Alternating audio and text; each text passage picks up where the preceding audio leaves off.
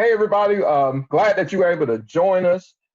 This is something I actually wanted to do for a while, and it just hit my mind again this week. So I was like, let's just jump in and do it. So I'm here with two of my good pastor friends, and we just gonna talk. And I told them that I got a little script, but I'm just gonna let it go. So if they wanna just turn into revival, so be it. You know, they got their Bibles. I went and ran and got mine too. Just turn into deliverance service, so be it. So we just want to bless people, and that's kind of what we do anyway. So that's why we're here. But I want the two gentlemen to just introduce themselves. I'm going to start first. I'm Pastor Akeem Downs, pastor of Ebenezer Baptist Church in Spartanburg, South Carolina. And I'm just celebrated my 4th anniversary 2 Sundays ago.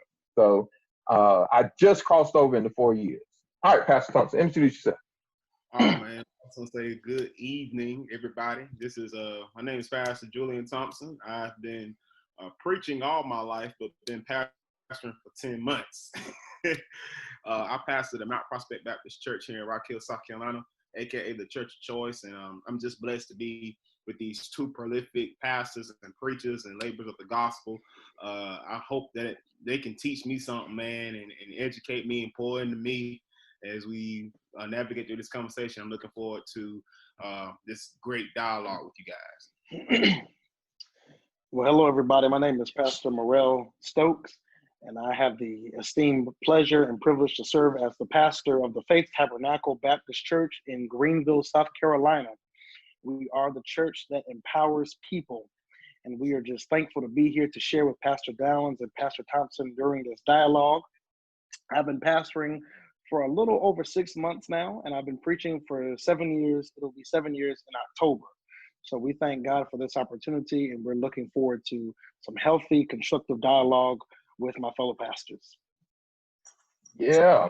So just to jump in, I want to jump in with a story that's going to lead to my first question. So March 14th, myself and Bishop Sharon Gentry, along with a lot of his coalition of pastor friends, we went to Charlotte, North Carolina. And we went to Charlotte, North Carolina to visit Pastor Robin Gould and meet with his ministry team. They gave us a tour of their church, and they his senior leadership was there to talk to us and basically answer any question that we had. So very informational. But long story short, March 14th, it was a Saturday. Me and Bishop Gentry actually went with the media team, and we toured all of their facilities. And the guy apologized to us. He said, "We apologize because, normally this don't look as messy as it does now." He was like, "But this is the most lived-in section of the church."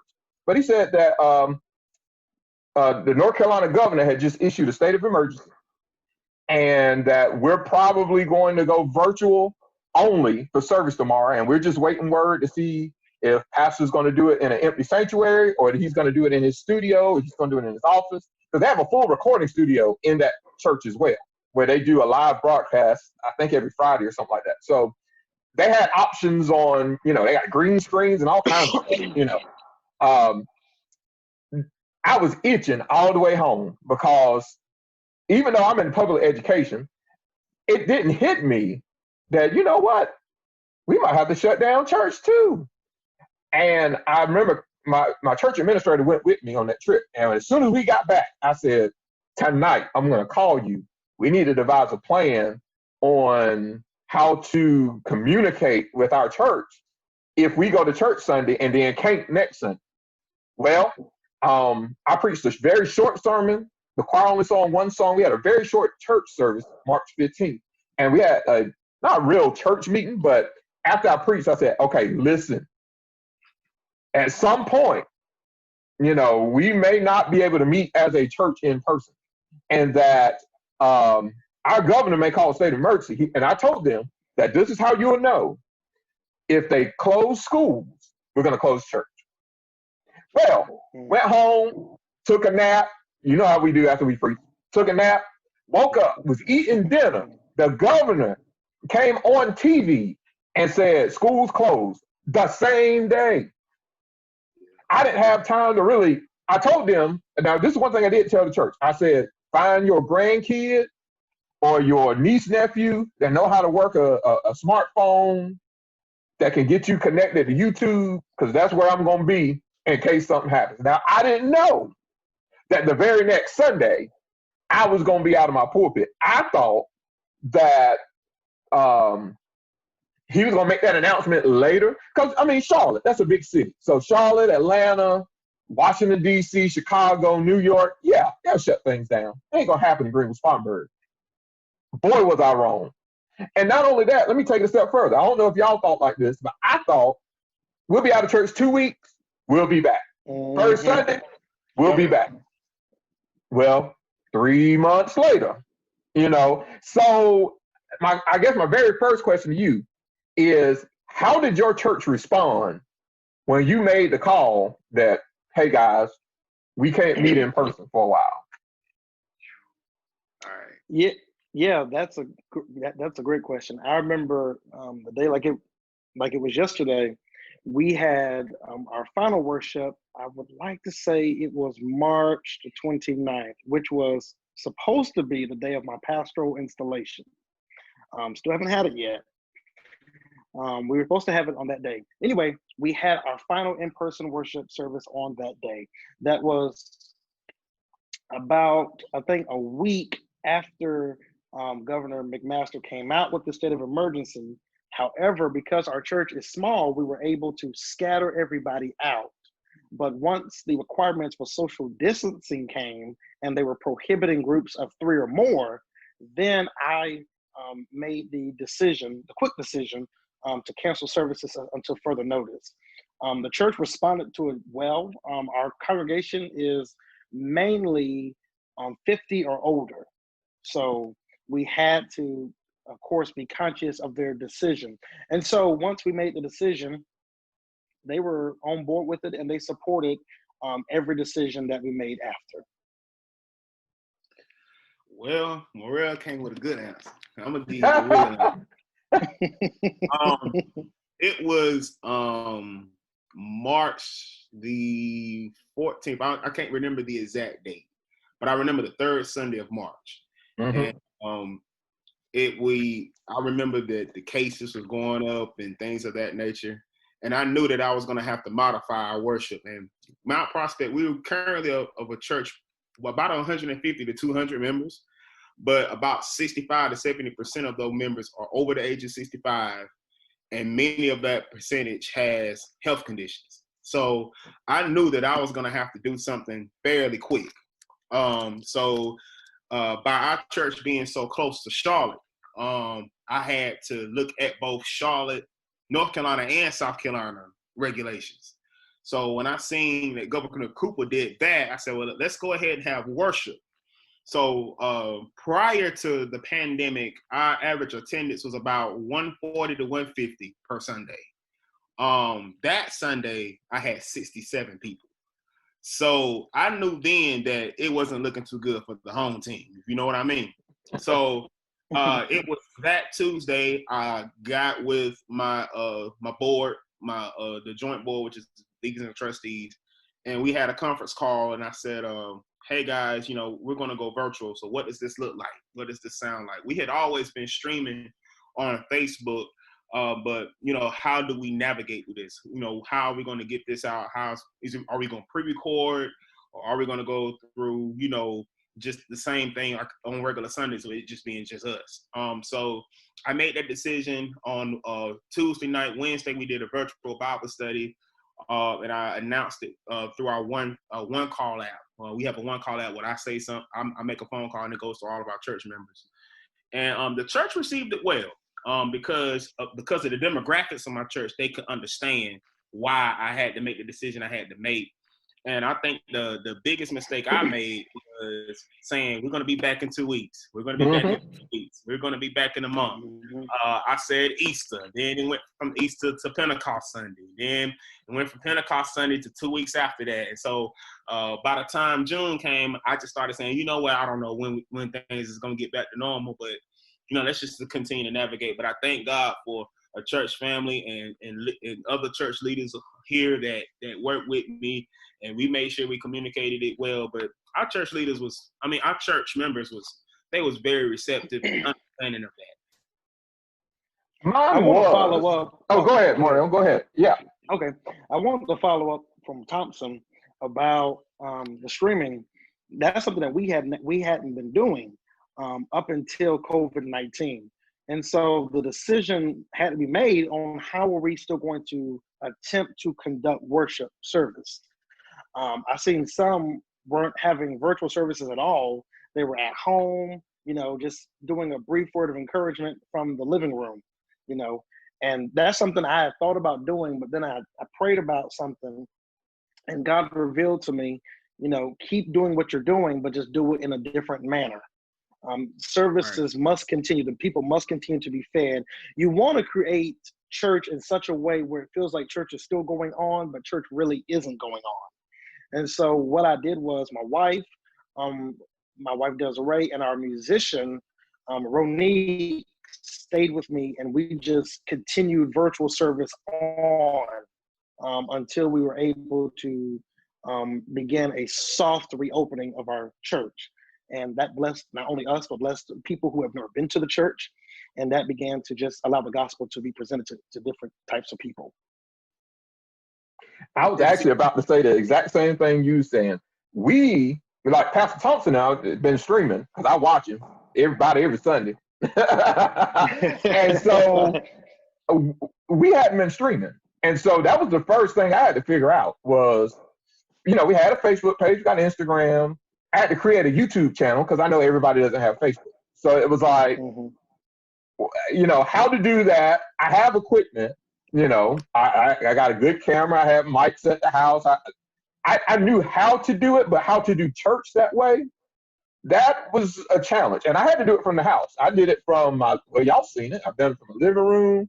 I've done Bible study in here. I'm in my daughter's room. I've done it at my kitchen table. And let me tell you, the first couple of times, I can't even watch those first couple of services because they were so awful. Oh my! And it wasn't that my preaching was bad. It was just awful. Like I can't even go back and watch it. So I had to learn as I went. And here's something that that I know you noticed, that all of a sudden things that didn't seem important or things that were always frivolous in your ministries all of a sudden became important. I had an uncle 1 year ago. My uncle stood up in a church meeting and was like, what does it take for us to go streaming? Because he said, I work overtime on Sunday sometimes. So, and I don't like missing church. So what is some ways we could do that? And I researched and, I saw, might need to buy some equipment to make that happen. Well, y'all know how it is. You try to buy a light bulb in church, that's, so it kind of got swept under the rug until March 15th. And now all of a sudden it's an emergency. How do I preach to my church? So I got a good friend. We got a new camera installed. I've been buying AV equipment like crazy because it was stuff we needed. It was stuff we've been needed. But I got a word for you. We were recording DVDs. Our church was using old technology in a new season. Wow. So what happens when the church is still popping DVDs, but now we stream it? I mean, and that, listen, that hit me like a ton of bricks. So then I started looking at the entire ministry, the church as a whole, going, all right, what are we doing? Why? Because I had a minister friend say this when he preached one time. He said that somebody that died in 1960 could literally rise from the grave and come to our church service and nothing has changed. Wow.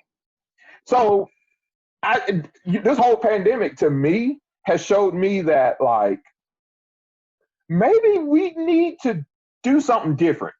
And I'm not saying that everything we did in church was just outdated and old, but there are some things that we were doing, and I know that both of you can admit this, was unnecessary. Right. Yeah. Right. Right. I mean, completely. I can agree completely with what you're saying. Like to repeat myself, that we have never streamed in the church. That's something that, was brought up at one time. We had talked about it at one time. I haven't presented to the church, but I thought about it to my wife, to God, to other pastor friends about, potentially streaming in the church. But I mean, it was COVID-19 that, even though it's been very challenging, to many, many ministries and to many people, it's been a blessing in a way, because it has allowed us to finally get things done that we haven't necessarily been able to do, right?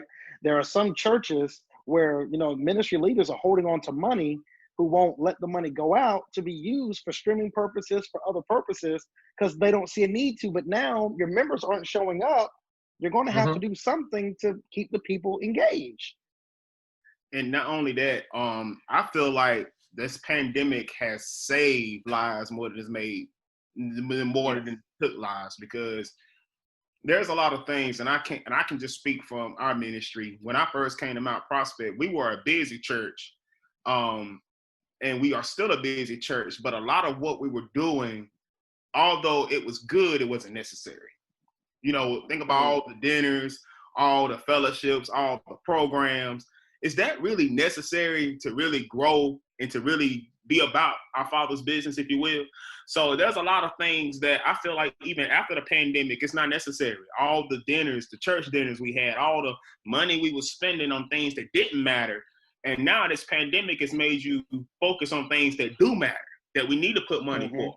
We was quick to have a church dinner, but when it's time to buy new cameras to produce our, make production better for our church, now it's necessary. And I also think that, when this pandemic happened in our church, the first Sunday preaching virtually, it's made pastors more secure and strong, because now I'm not Yes. dependent or conditioned upon your amens.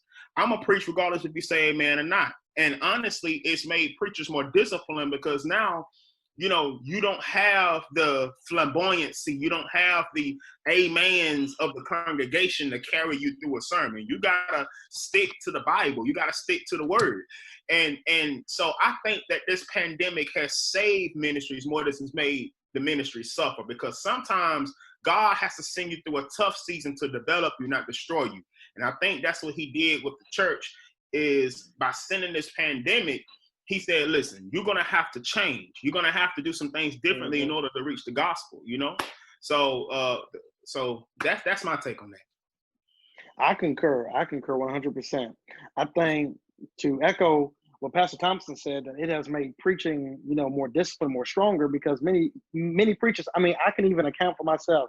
Either when I first came to Faith Tabernacle or when I was traveling preaching, you know, the amens of the crowd would kind of secure the preaching moment. It would really help you to know, okay, I got to get to this point. I can help them finish this point. I got to get to this close, you know, how they were responding. Now, just preach the word. Just preach the word. If they say amen, yes. If they don't, amen. I mean, it's okay, because you're preaching what God has told you to do. You're no longer worried about the responses of the people. Mm-hmm. And also, it's developed a new hunger for the word, because now when you come to church, you know, I haven't heard, it's different to listen to a sermon online than it is to listen to a sermon live. So I take in this moment, because I know when we started our drive-in worship services 3 weeks ago, people were taking notes, people were listening, versus before the pandemic, you know, people might have listened, but they were just really waiting for the close. They were just really waiting for me to say something harder, say something, you know, they were just waiting for an illustration. Now, people is hungry for the word, because they might not have got that during the pandemic or got it in its essence. So I feel like this pandemic has been very purposeful for the church, because it's allowed the members and the congregants to receive or develop a new hunger for the word of God. I agree. And I'll tell you this, and y'all going into my next question, so it's all good. For me, as far as preaching,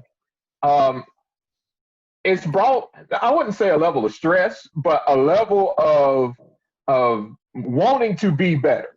And what I mean by that is my members come to church, they hear me. Right.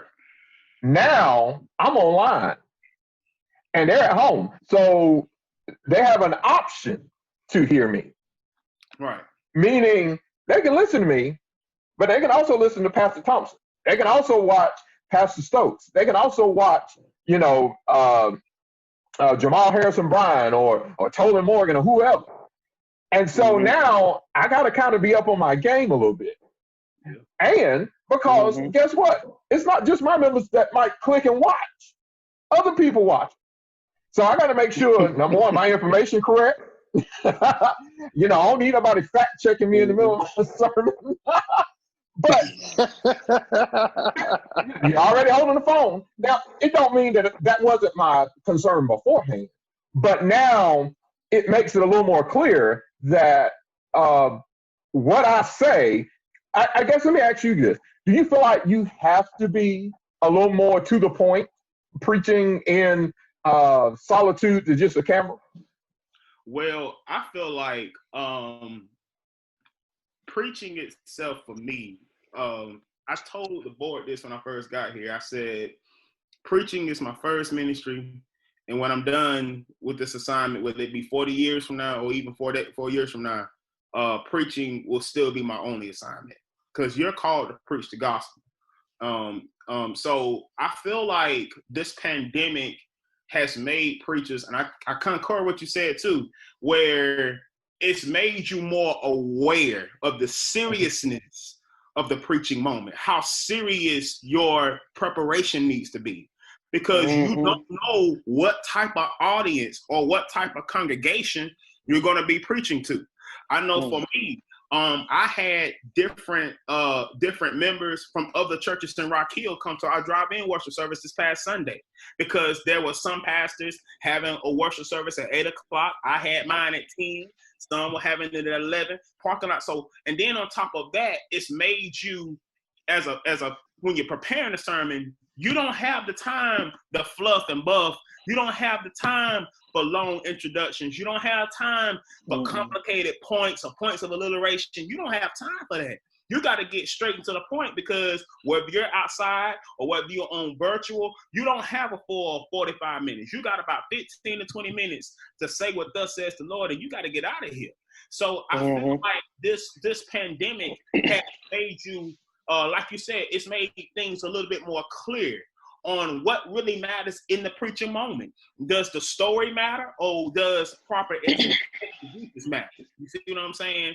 Does the clothes matter, or does the fact that we need to leave the people with hope, whether I'm hooping in A flat or not? You see what I'm point? My point is, this pandemic has made us really see, and it's interesting how God works, because beginning of the year, 75% of the preachers I talked to, their vision was, this is the year to see better. This is the year of vision. This is the year of this. Well, that's what God did. God made you see things a little bit better, because now the things we was doing before the pandemic, when it comes to preaching, we can't do that no more. You see what I'm saying? So I feel like, again, God has allowed us to see what really matters in the preaching moment, and just focus on the things that matter. And then when it's time to tap into the overflow, you can do that. Thompson said two things that I agree with. He mentioned perspective and he mentioned preparation. Perspective, it showed this entire pandemic of COVID-19 has really put things into perspective, especially with sermon preparation and the preaching moment. Our preaching moments have completely changed. They have changed from when Thompson first came to Mount Prospect, from when you first came to Ebenezer, from when I first came to Faith Tabernacle.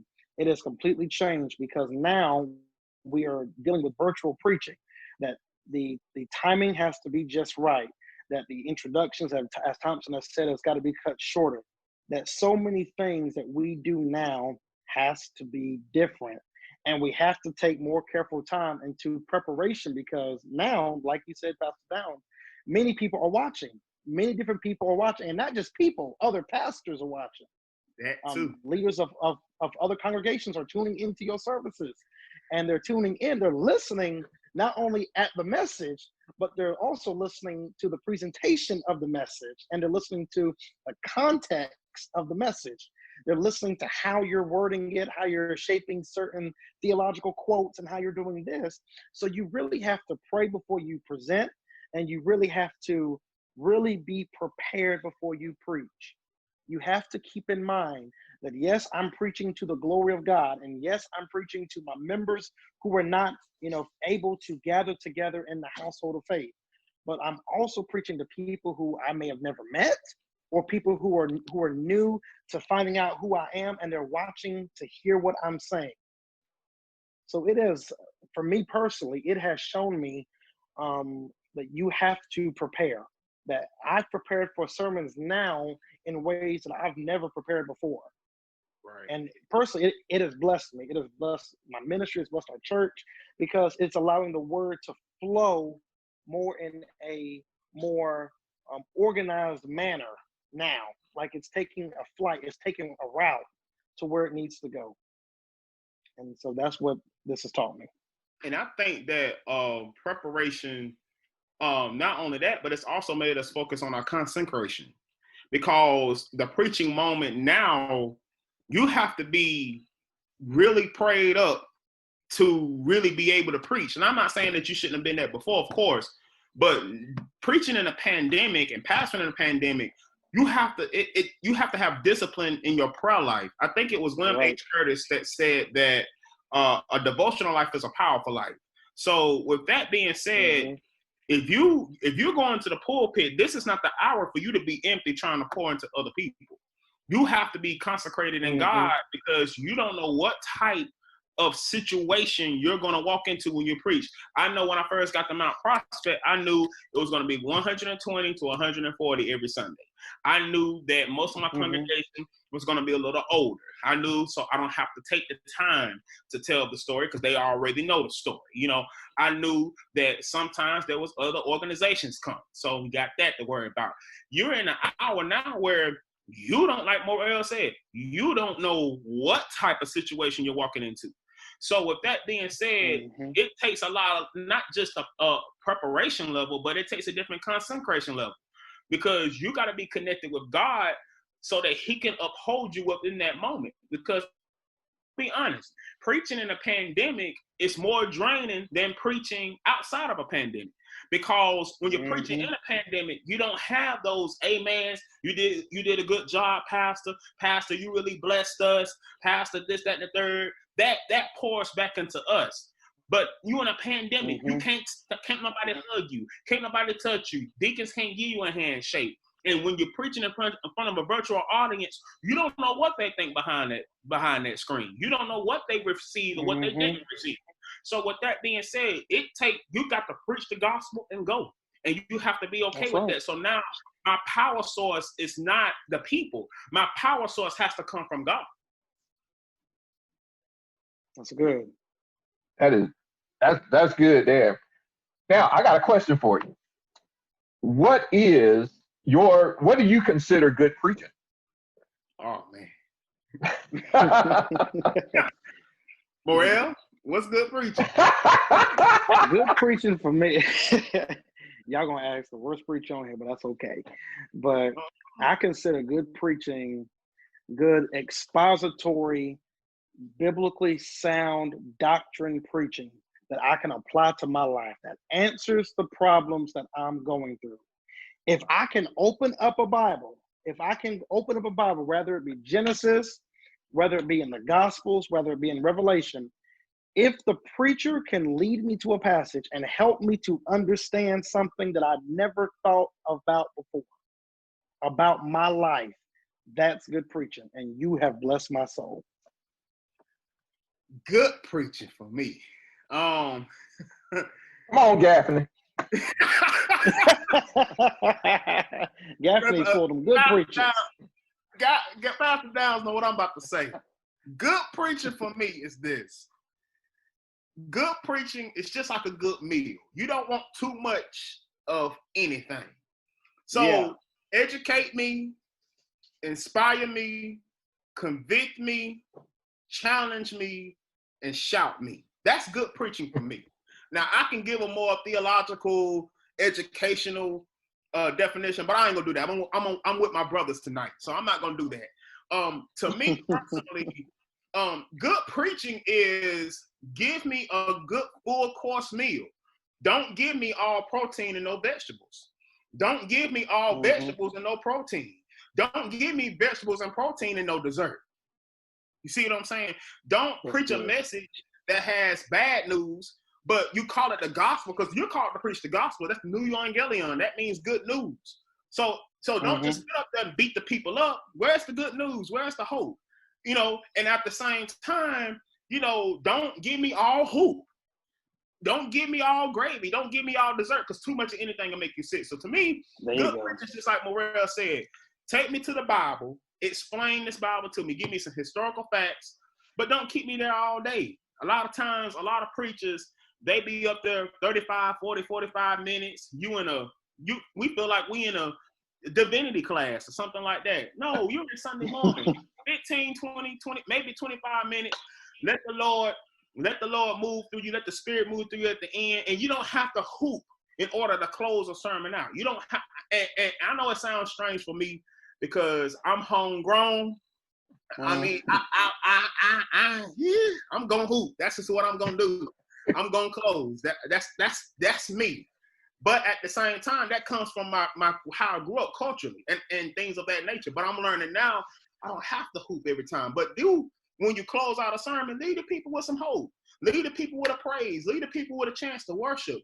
You don't want to just beat the people up and inform the people without inspiring the people. And then at the end, what can I take home? What's my take-home value? Give me something to work on this week. Give me something to think about this week. Give me some practical steps. Give me some life application at the end. You see what I'm saying? To me, that's good preaching. If you can do all that in 20, 25 minutes, you are a great preacher, So that's my definition. I gotta, y'all all in my notes over here. All right, so we define good preaching, but here's this. All three of us pastor historic African American or historically Black churches, Black Baptist churches.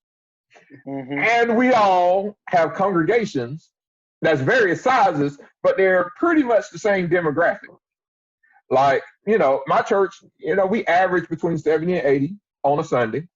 And, the greater percentage of my ministry is 65 plus. As a matter of fact, we're all about the same age. I'm about 15 years from the average age in my church. And so preaching, not only to fit, because see, here's the thing.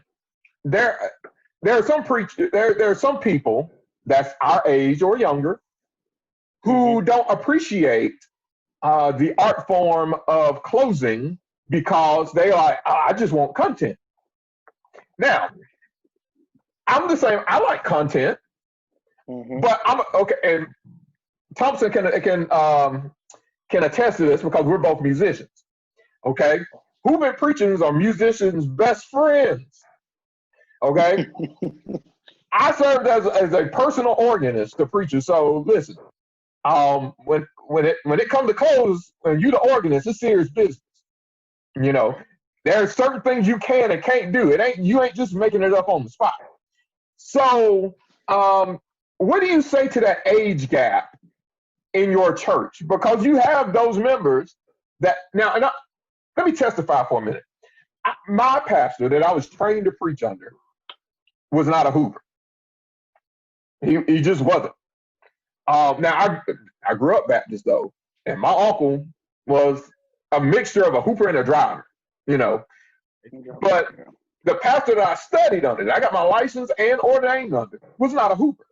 So the sound in our house, the sound in that church was not hooping, if that makes sense. So that's where I was trained. Now I become pastor of a Baptist church. Where hooping is the sound of the church. You know what I mean? Yeah.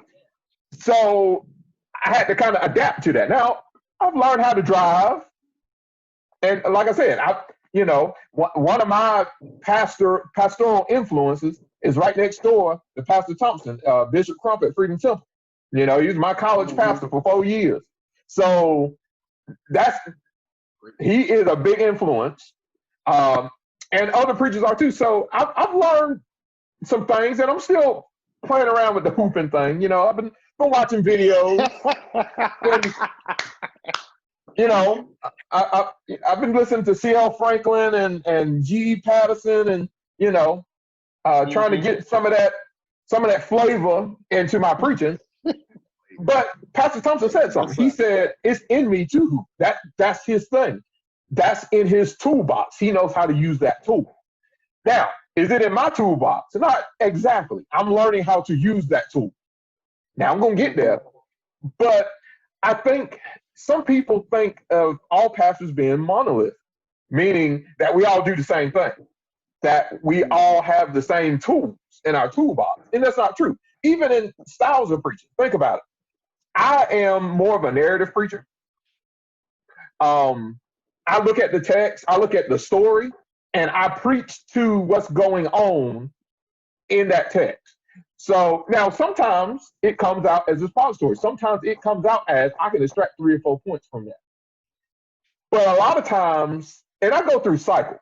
Okay, so I might for 2 or 3 weeks, you might get some points out of me. And then for another 2 or 3 weeks, you may not. I mean, there are points, they're just not point number 1 is yada, yada, yada, yada. So I flow back and forth in that. And I think it just depends on either what I'm listening to, how I'm studying, what I'm reading. There's all kinds of influence that influence the tools that's in your toolbox. So how do you divide that gap in your church? Because we're all preaching to people that's mostly old enough to probably even be our grandparents. What do you do with that? Well, speaking for Mount Prospect is a church it was back in the 70s and 60s, 70s, early 80s, was a church that the pastors didn't hoop. Outside of my predecessor, Pastor Rucker, who pastored there for 30 years from the early 40s to the mid 70s, they had about 4 ministers. And out of those 4 ministers, one was a closer. And so here I am walking in, and Pastor Downs is laughing. I'm walking in. They, they have a hunger for the word, but the worship that comes with that word, the close, was like, we haven't had this in 30, 40 years, Pastor. And here I am, that's all I know. Because in Cherokee County, that's all we did was hoop. That's all we did was, whether you was a driver, a hooper, or a closer, you got to have some type of worship at the end of your sermon. So I think how I handled the divide was, number one, I walked into a church that nobody really was used to a preacher who hooped every single Sunday. Now, they might have had a preacher that came, from a revival, and he might have closed, but that's different because that's not our pastor.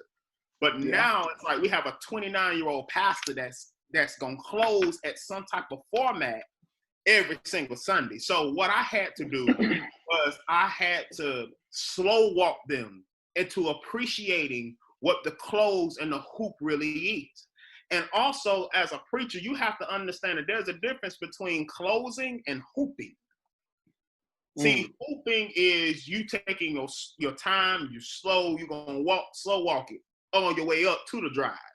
Closing means you don't necessarily have to slow walk it, but you're going to have some type of drive or some type of rundown in the end with some kind of tone. And so by me understanding the art of Black preaching and understanding the art of the close and of the hoop, I knew how to navigate and train them to be able to appreciate the hoop. And I told them one Sunday, I said, y'all see me hollering, y'all see me squalling. That's really not for you. That's really for me, because after point 3, and after I've talked about Calvary, this is my worship to God. See, a lot of congregations say that the hoop is for the crowd. No, I want you to join me in closing, but the hoop ain't for you. The hoop is for me, because I've worked all week long. I've taught text, I've taught you, I appreciate, so now it's time for me to worship God.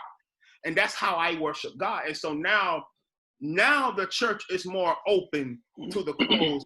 And as far as that age gap, that new age, I think that millennials, and it's so good that you say that, millennials and Generation Z rather, they are a generation that had an option to go to church. You see what I'm saying? So me, on the other hand, I had no option. So 52 Sundays out the year, I heard Dr. Sanders close. He died early on Sunday morning, he rose. You know what I'm saying? It was not an option for me. I got drugged to church, even as a millennial. So with that being said, you have a generation that had an option to go to church. So they might not be aware of what Black preaching really is. And because of technology, I hear of the preachers and how they do it. They don't yell, but they can shout me off content. They don't even go above a volume level, but they shout me on content. Why can't my pastor do this? Now, understanding that although it might be effective, it's not cultural either. You see what I'm saying? There you go. So with that being said, how I navigated the church through that is, I feel like as a pastor, you're more comfortable when you know what works for you. For me, closing works for me. King Downs know I've tried not closing. I've tried just to leave them with, God want to do it. I can't do that. That's not who I am. And I think the best thing that really explained, the best thing that really freed me from that was an older lady of the church. She came up to me. She said, Pastor, be yourself. We voted to have you. We didn't vote for the next generation of the previous pastor. We didn't vote for the next generation of Pastor Rucker. We voted you to be you. So if you want to holler and hoop and holler all day long, hoop and holler all day long. That's what you want to do. Now, of course, I got more sense than that. But at the same time, I think that you have to train your church to appreciate who you are as a preacher and not look for you to be somebody else that you're not. That's good. That's good. I know that. Let me back it up and do like Downs did, kind of testify about my upbringing. I grew up under two pastors, if you will. One, he's passed on, gone to glory. This was Reverend C.L. Cruel. He used to pastor Easley Union Missionary Baptist Church in Easley. That's my home church. That's how I was baptized. Reverend Cruel was more of I would say, a driver type of preacher. He would have, his good Sundays. It would be like, 2 Sundays out of the month, he'd really bring it home. He'd get so happy. He'd get out the pulpit, go grab a microphone, and tear the church up. But then the next couple of Sundays, he would just kind of walk through it a little slower. And then when I went to Long Branch, y'all should know my pastor, Pastor Sean Dogan. He's a hooper. He's the GOAT. He's a preacher. I came up under him. That's who I was licensed and ordained under, was Pastor Dogan. And so think about the two styles that I came out of. I came from a style of kind of more of a slower approach to the driving preacher, and then a just straightforward preacher. Every Sunday, Reverend Dogan would bring the fire. No matter, he'd bring it. And so when I went to Faith Tabernacle, I knew that I had my work cut out for me, because Faith Tabernacle's previous pastor, he was there for, I'm praying I'm getting this right, I believe it was 40 years. And he was not a hooper. He was more of a, I'm trying to think of the type of preacher he was. I've heard him do a eulogy. He would just talk. I mean, he would preach a lot, he would preach to his own style. He had his own style, respectively. He was not a hooper. And so when I got to Faith Tabernacle, I knew that they were not used to my style. When I first went there in March of last year, I wasn't a candidate. They were just bringing in various preachers just to kind of fill the pulpit up right now. And when I came there to preach, some got with me and some didn't. You could tell that they weren't too used to it, that they would have to kind of grow used to it. So whenever I was elected there, I was aware that they had brought in different types of preachers, because the person who was helping them get the next pastor advised them to bring in different types of preachers. Don't just bring in a hooper, but bring in different types of preachers so you can kind of get a feel of the type of pastor that you would like to hear on a Sunday, on a daily basis. So when I was voted in, I knew that when I went there, I was committed to not changing my style, but you can improve your style. You can improve how you deliver your sermons. And so when I first went there, I was just straight preaching, just driving, just preaching. But now their response has really blessed me in more ways than one, because Faith Tabernacle is a church that is hungry for the teached word of God than the hooping word of God. If you can teach the word, then they'll go with you when it's time to close. They'll go with you. So what it has allowed me to do, it has allowed me to teach them the word, to still preach the word, but to teach them and preach to them in a way that they will understand, but still doesn't compromise the close of the sermon, if that makes sense. That does make sense. And I think it's so good at what you said, because Pastor Downs, you've been pastoring for 4 years. Me and Morrell ain't even reached a year yet. So in our heads, when we first began, I don't know about you, Morrell, but for me, I'm thinking that this is not my pulpit.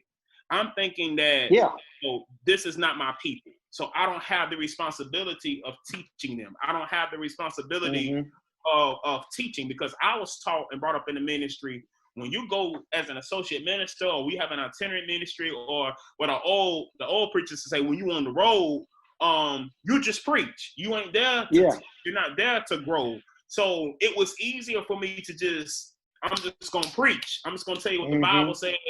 I'm not going to teach you, but I'm going to give you the gospel. We're going to holler. We're going to have church. We're going to holler. And we're going to go home. Now, what I realize is these are your people. These 150 people, these are your people.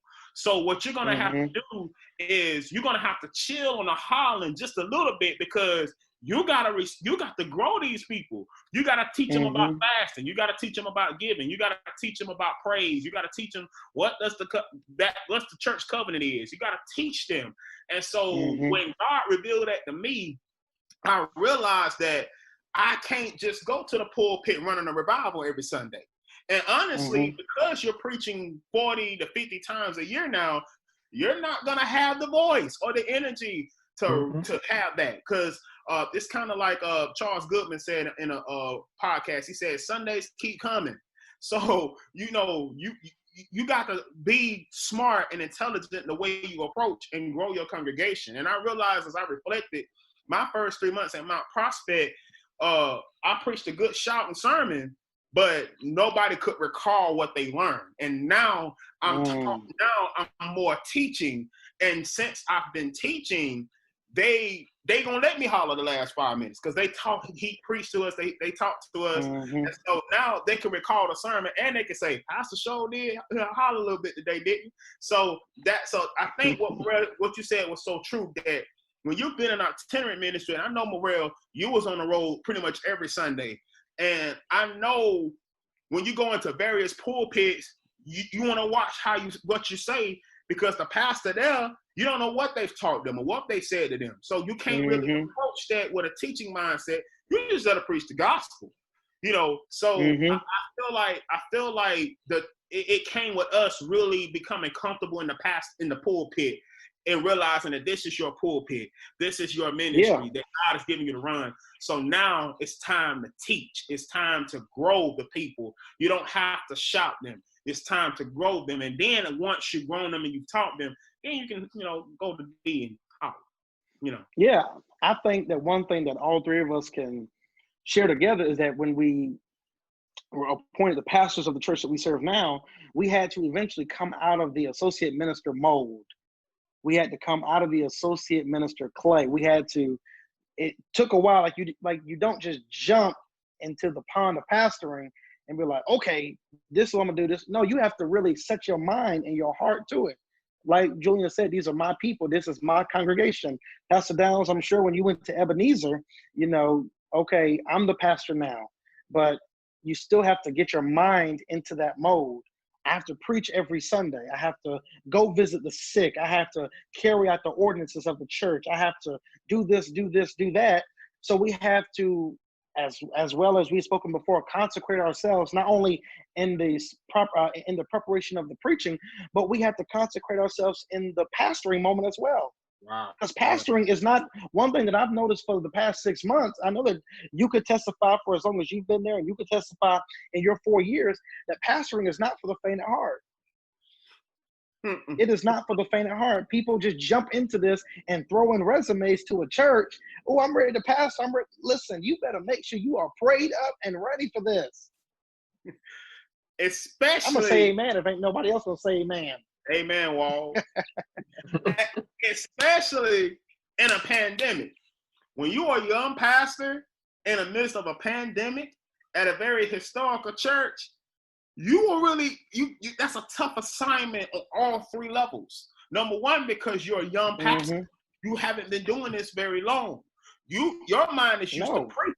Your mind is not used to, I got to go visit the sick. I got to administer the ordinances. I have to look over budgets. I have to make sure that, the church is growing in this fashion. I got to run this meeting. I got to call this motion.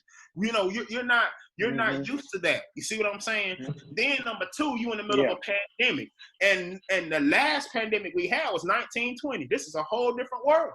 So now you got to navigate this church through a pandemic. And then on top of that, our age gets us in trouble. See, I'll be 30 in September. Morrell, you're just a few years younger than me. So when you're pastoring a church full of 50, 60, 70, 80-year-olds, what can this 30, 26-year-old, 27-year-old tell me? How can he lead this? He don't know better. The only thing he know how to do is preach. He don't know how to lead. He don't know how to do this, that, the third. So you got those that think that pastoring at a young age, and you just throwing your resumes and you think that you just gonna preach every Sunday and you gonna look nice and wear your black. No. It's not like that. You got to be prepared for the tedious, the putting out the fires, the phone calls. You got to be prepared for, you're not equipped for this. Or I got, this is a good one here. Pastor, you just preach. We got the church. You just preach. We got it. Pastor, I'm not worried about this. You just preach, Pastor. You see what I'm saying? So it's like, you the preacher, or do you want me to be the pastor? You see what I'm saying? So I want to say this to my peers who are in itinerant ministry who want a pastor.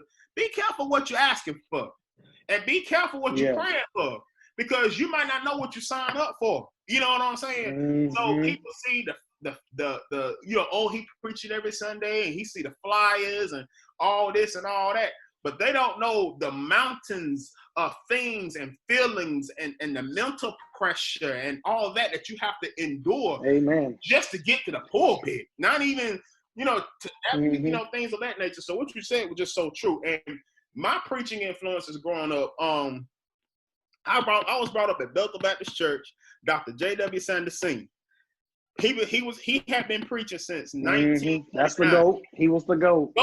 So he gonna close every Sunday. And Dr. Leon Wright, pastor Travel Rest Baptist Church. That's why I was licensed, and I was ordained by the Spartanburg County Baptist Association. Reverend Horace Wilson, who is my wife's pastor. These are great preachers who I've never seen them preach without closing.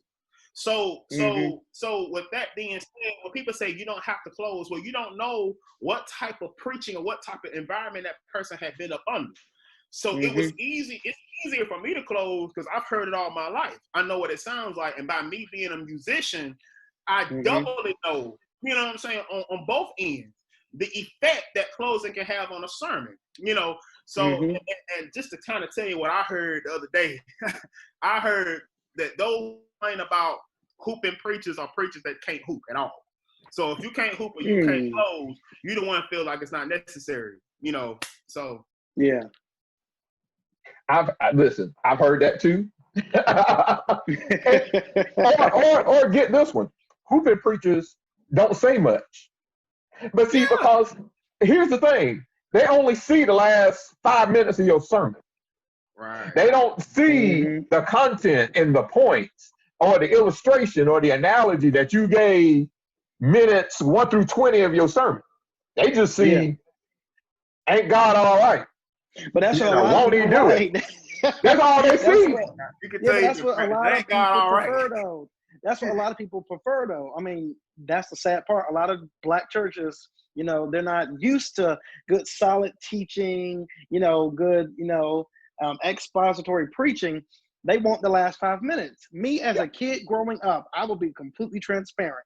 Me as a child growing up, I would get so excited when the preacher was getting ready to hoop. That's just me. The teaching, the 20 minutes of teaching, I would get lost in it. I'll be sitting in church and I just could not get with it. But when the church was when the preacher would get worked up, the organ would tune up and his voice would change, I would just lose it. That's what I like. But now growing up and now that I see as a pastor, it's more to it than that. Right. And I think for me, Bethel, the church I grew up in, it was low-key Pentecostal. Now, Bethel was Baptist, very traditional. But in its essence, in its roots, I will argue that Bethel is about 30 to 35% Pentecostal. Because, although we were Baptist growing up and it was obvious, the way we worshiped and the way we received the word was way different than any other Baptist church I had been to. So when Rev got to preach, I wouldn't get excited until he closed. I mean, that was me, but Rev wasn't a long preacher. Rev was 15, 20 minutes but 10 of those minutes he gonna hoop, because all those old school preachers, they hooped and kind of preached at the same time, So I think that for me, I've always been fascinated with preaching. I think other than hooping, I love a good sermon title. What is he gonna talk about today? Give me a good title. Don't just get up there and say, we're gonna talk about God's blessings. Huh? That whole God's got a blessing. The whole, that's just. I'm like, what is this? Like, where does this apply to my life? Yeah, I know how this, I know how this apply to my life, but how talk about something, So that's me personally. I grew up, Rev had good catchy titles. The Two Men Who Entered the City. Like that made me want to, that's like a movie. You know what I'm saying? Dry Bones in the Valley, which is a hot sermon. You got what you wanted, but you lost what you had. So that's what motivated me, not just to focus on the who, but I got to have a good title. I can't just, have a good content. I got to have a good title. How are you gonna draw the people? You feel what I'm saying? So I think me growing up, you have to grow up around good preaching to know what good preaching really is. If you didn't grow up around good preaching, then you really kind of miss the point of what, what I'm saying, what it is. I agree. Now, my growing up, since y'all talked about y'all growing up, y'all know I pastored my home church. Yeah, that's right. Yeah, that's right. See, that's unique right there, boy. Yeah, I pastored my family. So, but here's another uniqueness. My great uncle was my pastor growing up. Now, my great uncle, he was licensed to preach in Washington, D.C., which is a whole different flavor from Southern preaching. So, and he hooped, and like I said, he had a drive, but his preaching was very similar to Martin Luther King. Like his cadences and how he would draw certain words out. If you listen to Martin Luther King preach, it's the exact same way. It was like he studied him and he just preached like that. But to be honest, I paid attention to my uncle because I was a musician. So I knew his style of preaching. It wasn't until I got to Bishop Crump that I really, really started paying attention to certain things in preaching. And just style. Because, like I said, I grew up, my uncle kind of preached in the same style. And so when I got to Freedom, which, totally different than my Baptist upbringing, first of all, it was a culture shock. It was like I had to get used to it. These people shouting on the announcements. Something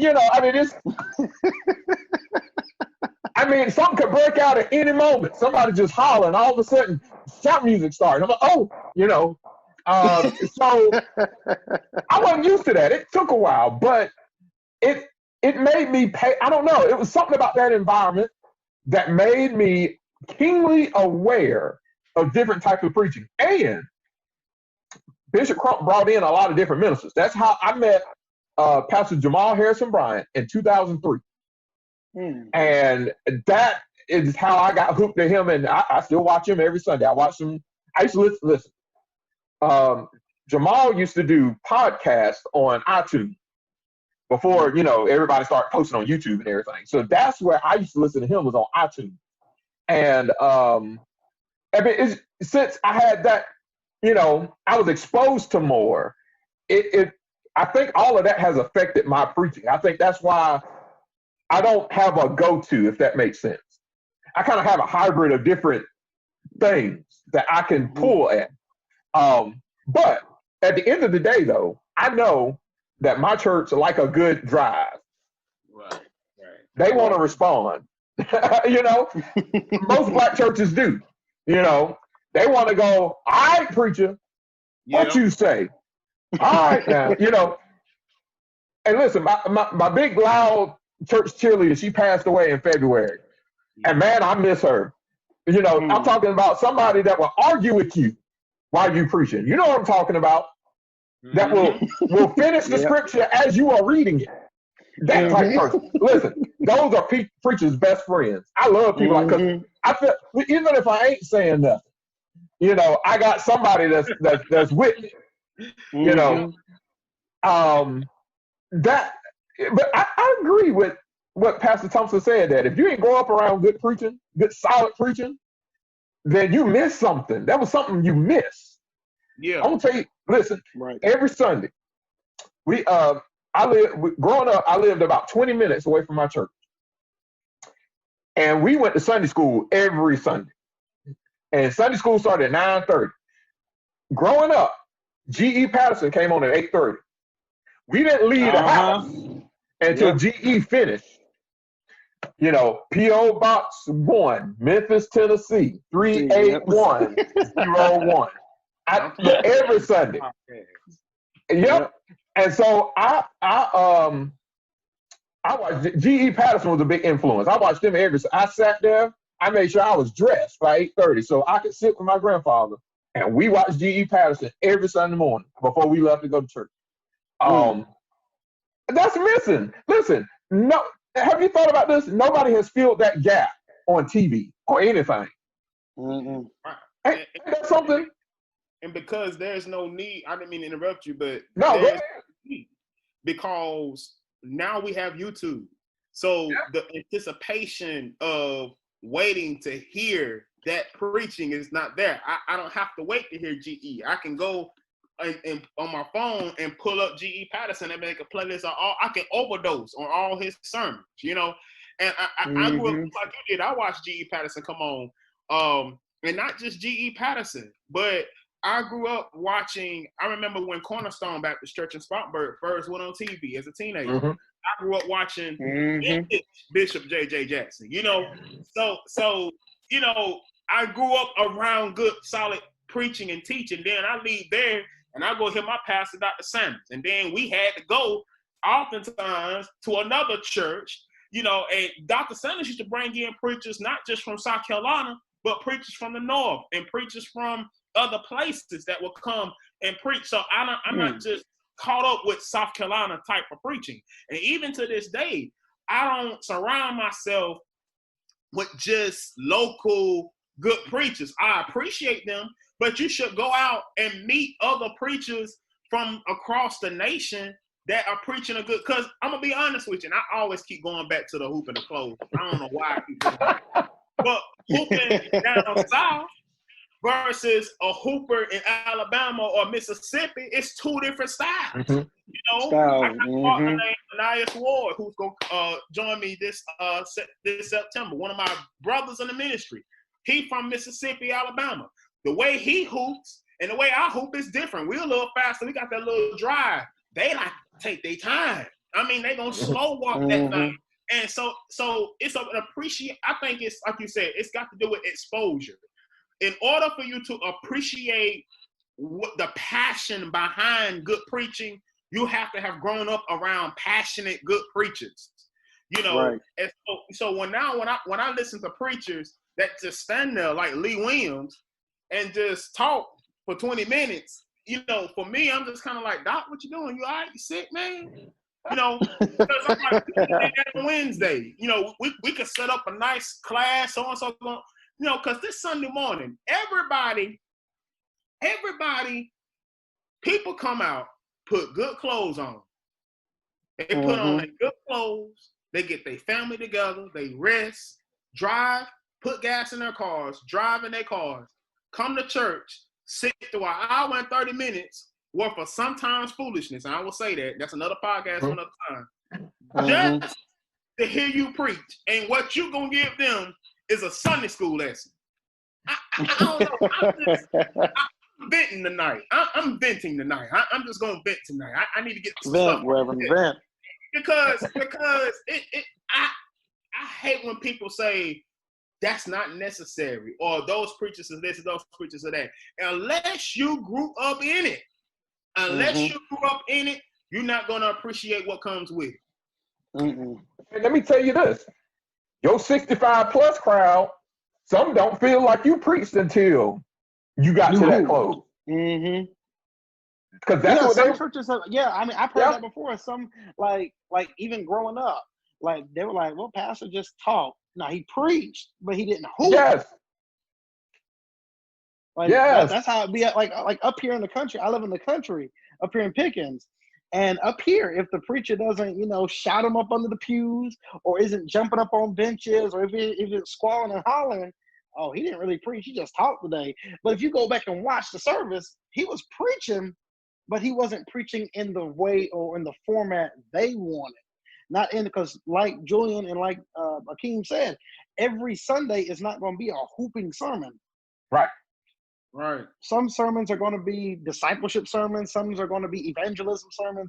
Not every sermon is going to be go out and tell 5 people that everything's gonna be all right. Right. But I will say this, because both of y'all are revivalists, okay? Pastor Downs is not a revivalist. Now, at a revival, and I'm this, okay, I'm going to be honest. If I go to a revival, I want to hoop, okay? That's what I want to hear. I want you, at a revival, game on. But pastoring is a little different because, see, you're preaching to the same people. So they done heard you at your best. You know what I mean? They know you can hoop. You know, they need teaching and information and whatever else. But revivals, game on. Yeah. Y'all know this because y'all best preaching. Yeah, because y'all do that stuff. Now here's this. I'm gonna say this. You brothers are putting pressure on me. You want to know why? I've been wrestling for about a year and a half about going back to school. And Julian, we might have had this conversation, I think. But I've been wrestling with it. And I'm talking like hard. And y'all know, we was talking before we started this. Y'all look at me, oh, you got a master's degree. Well, my master's degree is in education.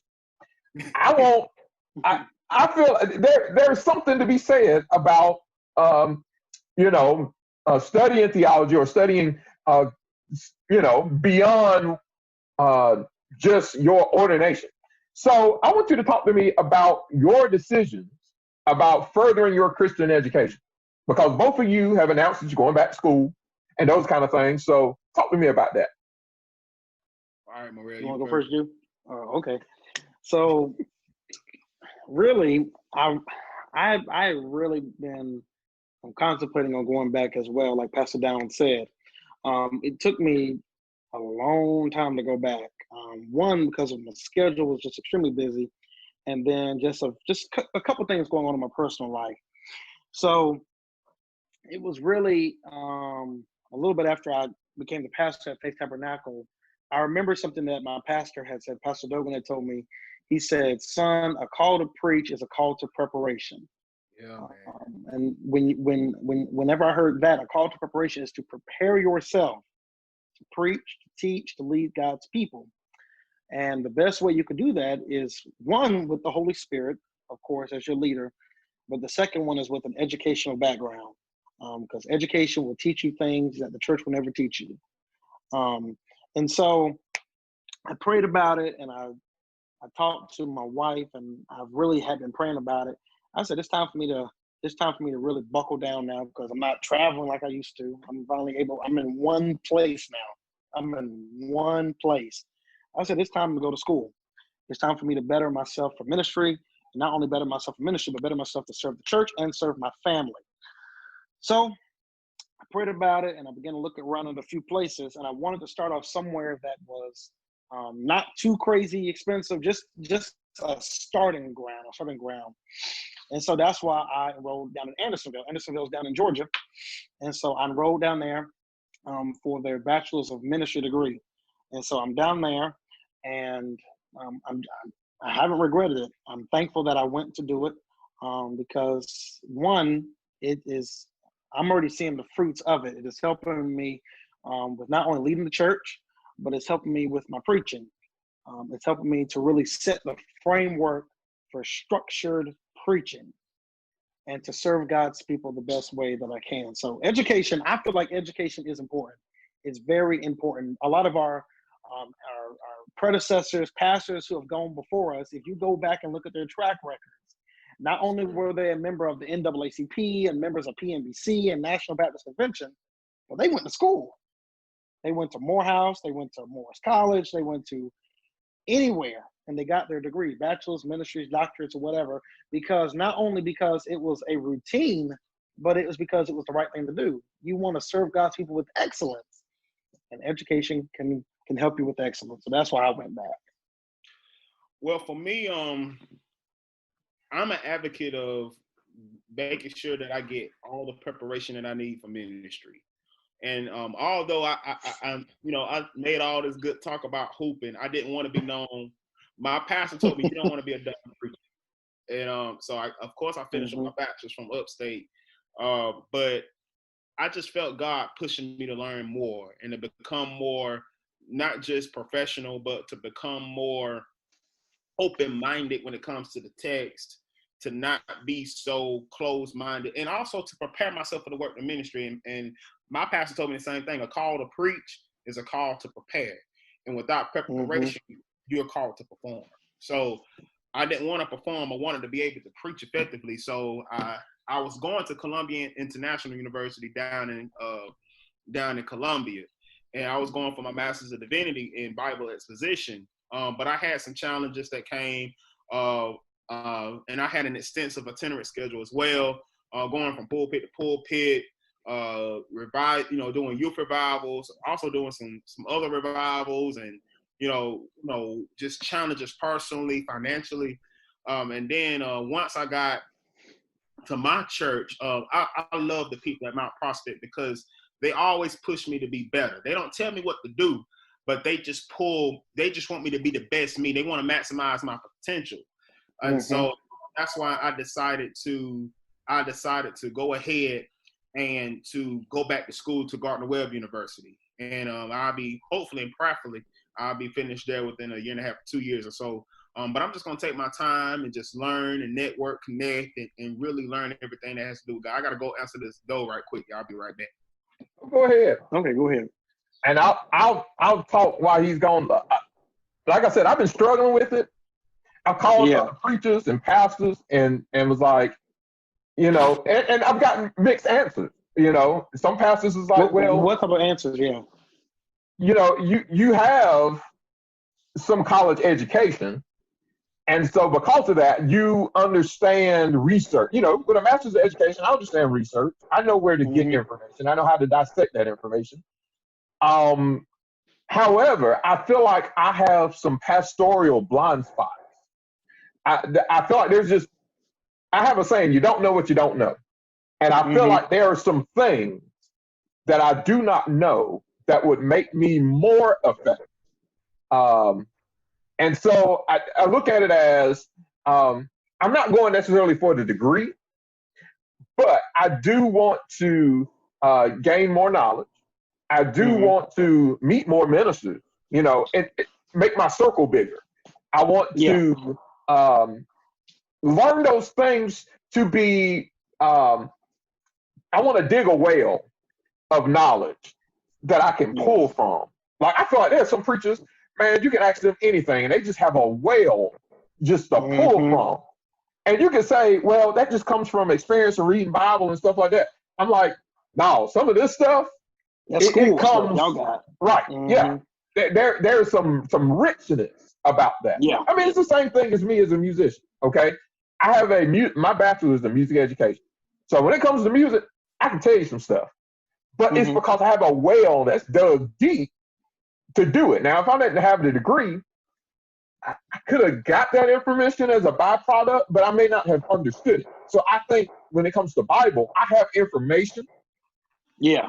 But sometimes I don't know necessarily how to connect the dots in a lot of ways. And so that's why God has put it on my heart, and I know it's there for a reason. And I kind of, like everybody else, you got an excuse for everything. But it comes to the point now where it's like, I'm seeing you two doing it. My email is getting blown up. I'm like, it's probably time to go to school. And I thought about it this time. I'm like, God, if I would have started, this COVID-19 stuff would have made it easy, because I'm at home. So I made a goal that I'm going to try to go back in January. So I'm looking at some places, and to be continued. We'll see what happens. But you got this, man. You got it. You got it. We speak in the name of Jesus that the door is already open. And not only did it, that it'll be that you'll be debt free. And it is so in Jesus' name. I receive it. I receive it. So I think that I know I'm catching the tail end of this, and I apologize. I'm getting the refrigerator fixed at our church. But basically, again, when it came down to me, I was gifted at preaching, and I knew how to preach. I knew how to break down the text. I knew the historical backgrounds and things like that. But I wanted to get all the training that I need to fully be prepared. And honestly, you're talking about, we pushed you. Honestly, bro, you push us. Because, because you've been this longer. Honestly, although you might not have a master's of divinity, number one, we ain't finished yet. So let's go ahead and say that. Number two, you got a master's of education. So that means that the church is not your ATM. You see what I'm saying? So that means that you have job security. So if Ebenezer decides, which I don't see them at all, but if they decide and say, hey, we don't want Pastor Downs no more, we're going to go get us somebody else, it ain't going to faze you because you have a job. You have 2 degrees that has nothing to do with ministry. And a lot of times, and a lot of times, I know for me, a lot of times what's pushed me is, since I've always been a musician, I've always had income or job security within the church. But at the same time, church income doesn't really secure the fact that you're going to be able to take care of your family and do what you're supposed to do. Because, because your money ain't coming from taxpayers. Your money coming from tithes and offerings. So with that being said, for me, it's about, do I want to put a limit to the financial health of my family because I want to preach every Sunday, or because God has called me to pastor, or do I want to be bivocational for right now to where I need to take care of my. So for me, it's like my goal is to, because I've sacrificed. Now I'm in education. I am a school teacher. I teach social studies here in Charlotte. But at the same time, I've kind of pushed away my professional aspirations for the ministry because I was always on the road. Or I was always preaching or playing a revival, or both, which is another story. So with that being said, it's like now I'm settled when it comes to ministry. I'm not on the road.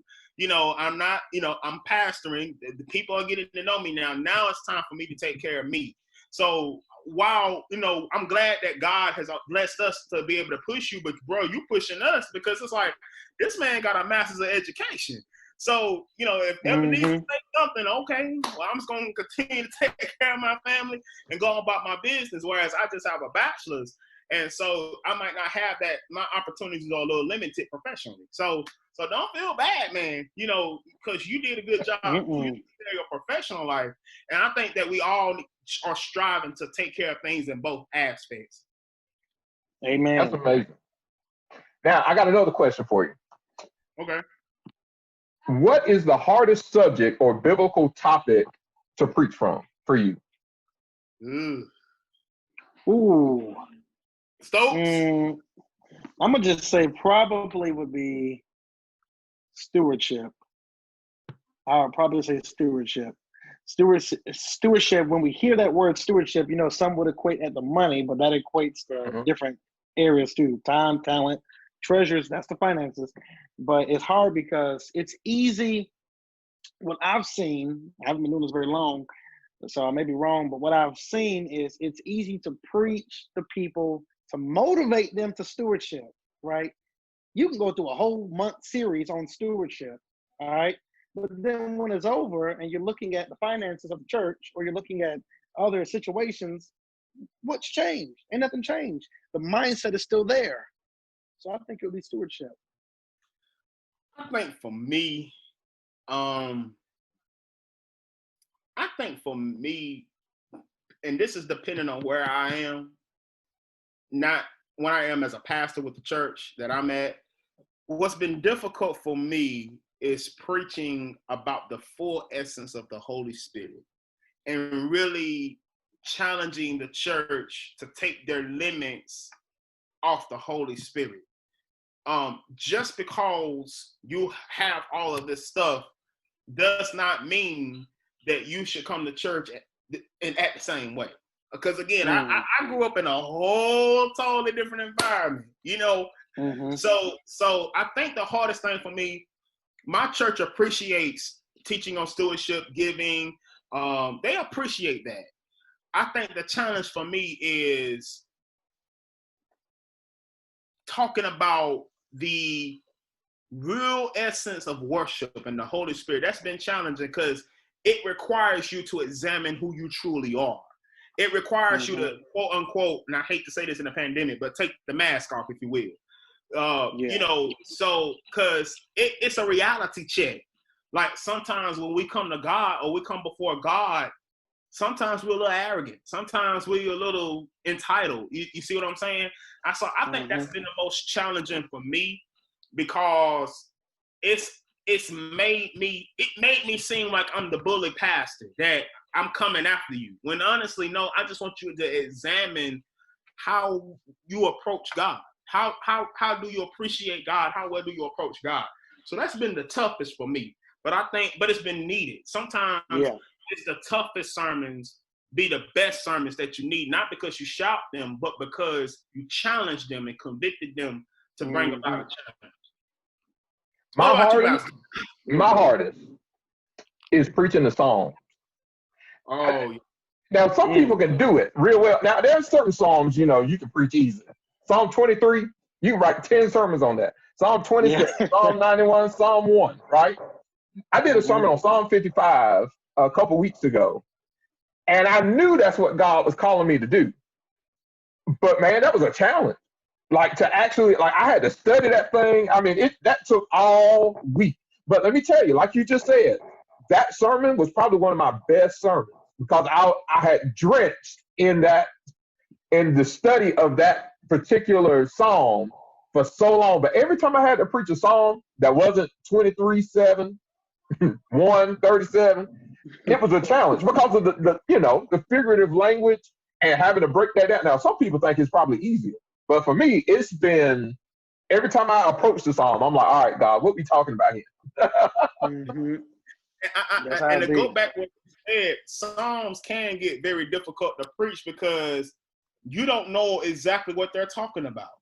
There is, you can, look at the author and see who wrote it, and you have to kind of guess, or you have to kind of try to figure out exactly what they're going through, or what it is at their time, or who exactly they're talking about. So I definitely understand you, but I guess since you was talking about like biblical exposition hard to preach from, for me, it would be, it would be for me, the minor prophets. Oh, that too. Yeah. The minor prophets, because it's kind of like, who are you? What are you talking about? And how is this hopeful? Like when you read, what is that? Lamentations. Where's the hope in Lamentations? Right. When you read the whole book of Job, other than the first 2 or 3 chapters and the last 2 or 3 chapters, where's the hope in this? Where's the good news? So, so that's the difficult for me, because I always look for the good news. Because I feel like when you come to church, you got to talk about the bad news, but we're here to hear the good news. We're here to hear the gospel. We're here to hear the hope, the inspiration, the expectation. So I can't really pull that from Lamentations if it's I've seen, so that's difficult for me from a biblical perspective. So, well, see, from a biblical perspective, for me, I think honestly the most difficult one, you guys have may have preached it, I've never even touched this book, will be the book of Leviticus. Because the way my sermons have always been structured, even the last 7 years, even through the last 6 months, I always try to preach on hope. Every preacher is different. Pastor Dogan is a faith preacher. He preaches about increasing your faith. There are some preachers who preach about encouragement. There's preachers preach about different things. I preach on more of hope, building up your hope in God. And so Leviticus has always been a book of talk about sacrifices and laws and things like that. But I try to figure out where in here, in this entire book, is there anything about hope in God? About, okay, Pastor, I'm dealing with my bills, my lights are about to get cut off. Where in Leviticus is talking about don't eat no meat? Where is it talking about, how am I supposed to get hope in God? But then I can go to Lamentations. Julian mentioned something about Lamentations. You can go to Lamentations chapter 3 and read about the mercies of God and about, if you look at that whole chapter, you see a man who opens up this text dealing with his frustrations, dealing with his hope isn't in God no more. But then he ends it talking about simply, God is all that I need. Right? That's what people have a desire to hear. That's what I try to preach from the pulpit. But that's why it's also important to ask God's leading upon it. I think that a text like Lamentations or Numbers, a text, where it's more informational rather than inspirational, I think that you have to use that to talk about the need of Christ. And I think that when you focus on the Leviticus where it talks about the sacrifices and this law and that law, then this shows why we need Jesus, because we couldn't do all of this. We couldn't obey all of this. And so I think that it's those challenging chapters, it's those challenging books that require us. I don't think it's hard. I just think us as millennial preachers, we don't have the time. We have the heart to have the discipline, but we don't have the time to really go in and think these things through. Because you got to realize, a lot of the older preachers, they were not bivocational. They didn't have technology. They didn't have all of these. All they had was a Bible, and they had time. So I think with us is we don't have the kind of patience nor the kind of time. And it's not that we're bad preachers. No. It's just that when we look at the text, it's like, bruh, I got to preach Sunday. I got a cookout on Saturday. I got a meeting on Friday. I got this on Thursday. Get to the point. Where is Jesus in this? I'm glad you mentioned my first question. Where is Jesus? Glad you mentioned that. I'm glad you mentioned that because you had tagged me this past week in E. Dewey Smith's Maximizing Your Ministry Conference. He grabbed his Bible and went like this. He said, us as preachers, this is what we're guilty of. We're pinning the tail on the Bible. We're just opening up the passage. Ooh, it falls on Jeremiah. It fell on Jeremiah. This must be where God wants me to preach. Yeah. But we're not studying it. We're not having a devotional life, nothing like that. Right. And I think that for me, when it comes down, and this goes back to the preparation of preaching. For me, I'm an advocate of planned preaching. I know my pastor will probably smack the out of me.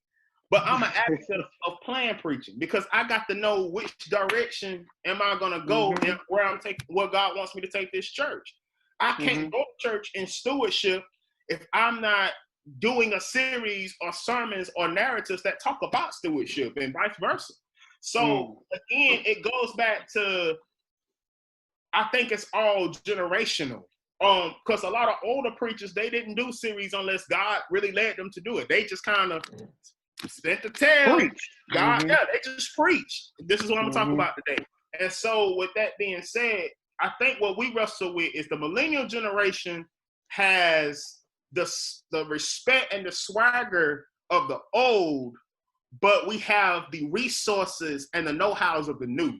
And so we try to navigate between both. And that's where I struggle, because I'm an old preacher in the way I do things, but I'm like, Doc, just have your sermons already, what you're going to preach about, for the month, get 6 or 8 weeks ahead so that you don't have, that way you can have time to study more and you can get more resources. You need to wait till Sunday comes. Wait till the Lord speak. The Lord is always speaking, so why should I wait until he speaks? I mean, come on. I mean, that's a whole nother Zoom. It's a whole nother Zoom. Right.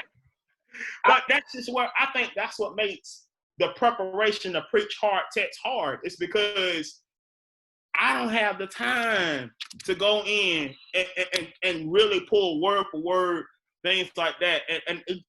So that's where I'm at. I know for me,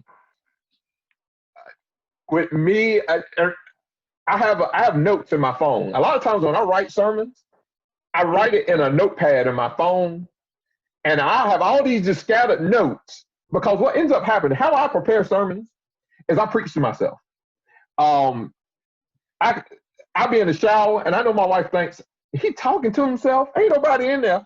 But I just start talking, and things come out, and I go, ooh, and I have my phone in the bathroom. So when I get out of the shower, I'm like, typing that stuff in. Or I might be on my way to school in the car, and I hear something on the radio, or I hear something, and all of a sudden it starts speaking to me. And so how I describe it is God just downloads stuff on me sometimes real quick to the point where I'm like, okay, this is where God is leading me this week. And so I might have 3 or 4 different notes. So that's like 3 or 4 different sermons that I can choose from on any given Sunday. and I have to dissect that to see which direction I'm going in first. So I kind of agree with Julian that I don't wait till the week of or necessarily because it's too late, at that point. Unless, now there have been times where God has changed my sermon on Sunday morning. I mean, something happened. Like, you wake up Sunday morning or Saturday night, and something happened. Like, I'm sure the whole George Floyd thing changed our sermons that week. Those type things. Things happen. And all of a sudden, okay, I got to go there, which leads to my next question.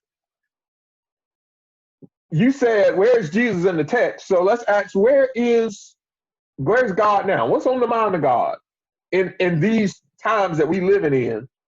What is God saying to us?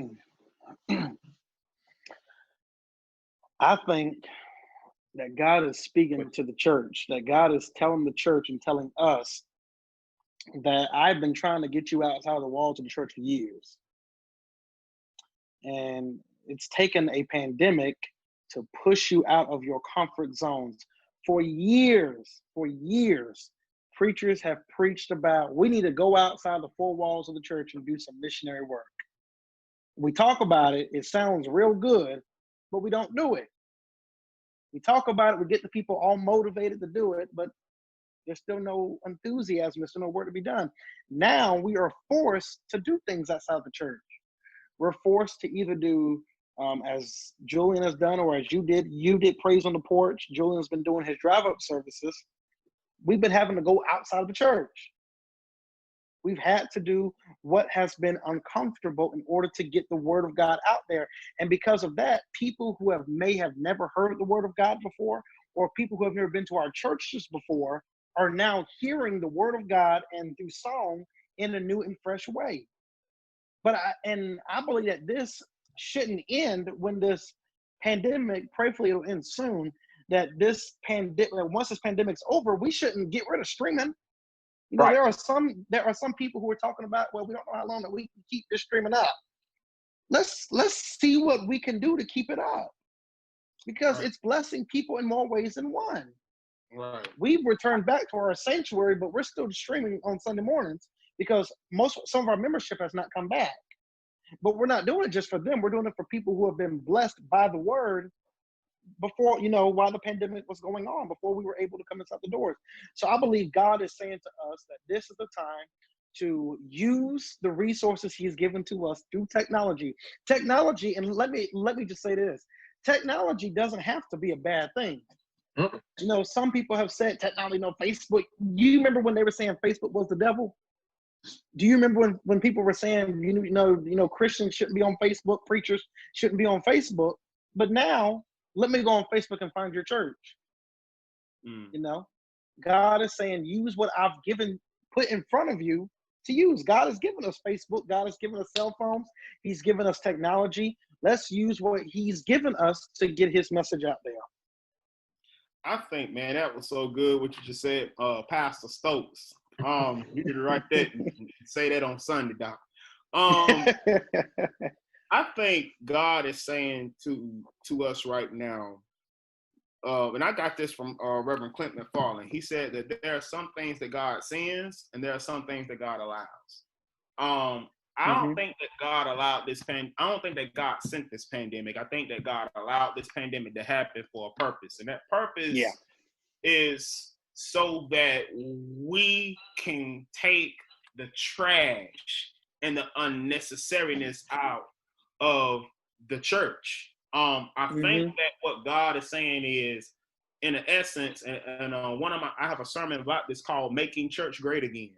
I think that that's what God is doing, is he's making the church great again, because for the past 30, 40, I will argue even 50, 60 years, we've been so focused, in the 60s, the church was focused on social justice. In the 70s and the 80s, the church was just focused on fellowship. And then in the 90s, you had the prosperity gospel hit. Where's Jesus in all this? You see what I'm saying? Where is the missionary? What is the gospel? And so I think what God is saying to us now is, now you get it. I think that's what he's saying to us. Now you get it. Now you understand where I'm coming from. Now you understand.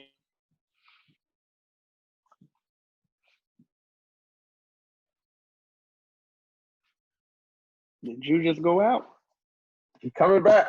Oh, there you go. There he is. There you go. My bad. Okay, I think what he's saying, I think what God is saying, enemy. I think what God is saying now is, now you get it.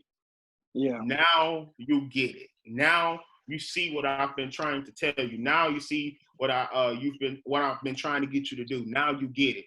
Now you appreciate me. Now you don't take coming to church for granted. Now you get it. And I think that God had to, it's kind of like God put the church through a situation of Job. The enemy, God told the enemy, was like, have you considered Job? Have you considered the church? You know, and so with that being said, you know, just don't kill it. You can touch it. You can take it out of its building. You could put the preachers on virtual. Just don't kill it. You see what I'm saying? And so now the church is in a Job experience. But I feel like once this pandemic is over, that people are going to have a new hunger for God, and the church is going to get double for what we've been through. And I'm not talking about double in the materialistic. I'm talking about double as in better influence, more mission programs, more mission trips. You know, I don't think the church is going to be bigger population-wise, but it's going to be bigger purposeful-wise. People will volunteer more because they didn't have that in the pandemic. So I believe that. I believe that wholeheartedly. Wow. Listen, I don't think I've ever heard it explained that way. That was powerful. I think with me, I agree with everything both of you said. You know, God had to clean up some things. God had to show us what was unnecessary. God wasn't pleased with a lot of stuff we were doing. But not only that, just think about America right now. You know, America is finally hit an issue that they can't solve. Yeah. Think about it. We've gone to war. You know, we've done all these things. You know, this virus is something we can't spend our money to get. We can't go to war against it. Like, it's here. And, you know, it's like, I think God is trying to humble us and go, you know, are you just going to be still and let this thing pass? Like, what are you doing? That's good. I think it showed weak spots, not only just in the church, but in culture, in society as a whole. Now we're starting to see the racism and the prejudice and the factions and the sides, and I'm on this side and I don't agree with you, and all of it. You know, think about, okay, the school systems, for example, have been posting their plans, and people have been blowing up on social media. Hey,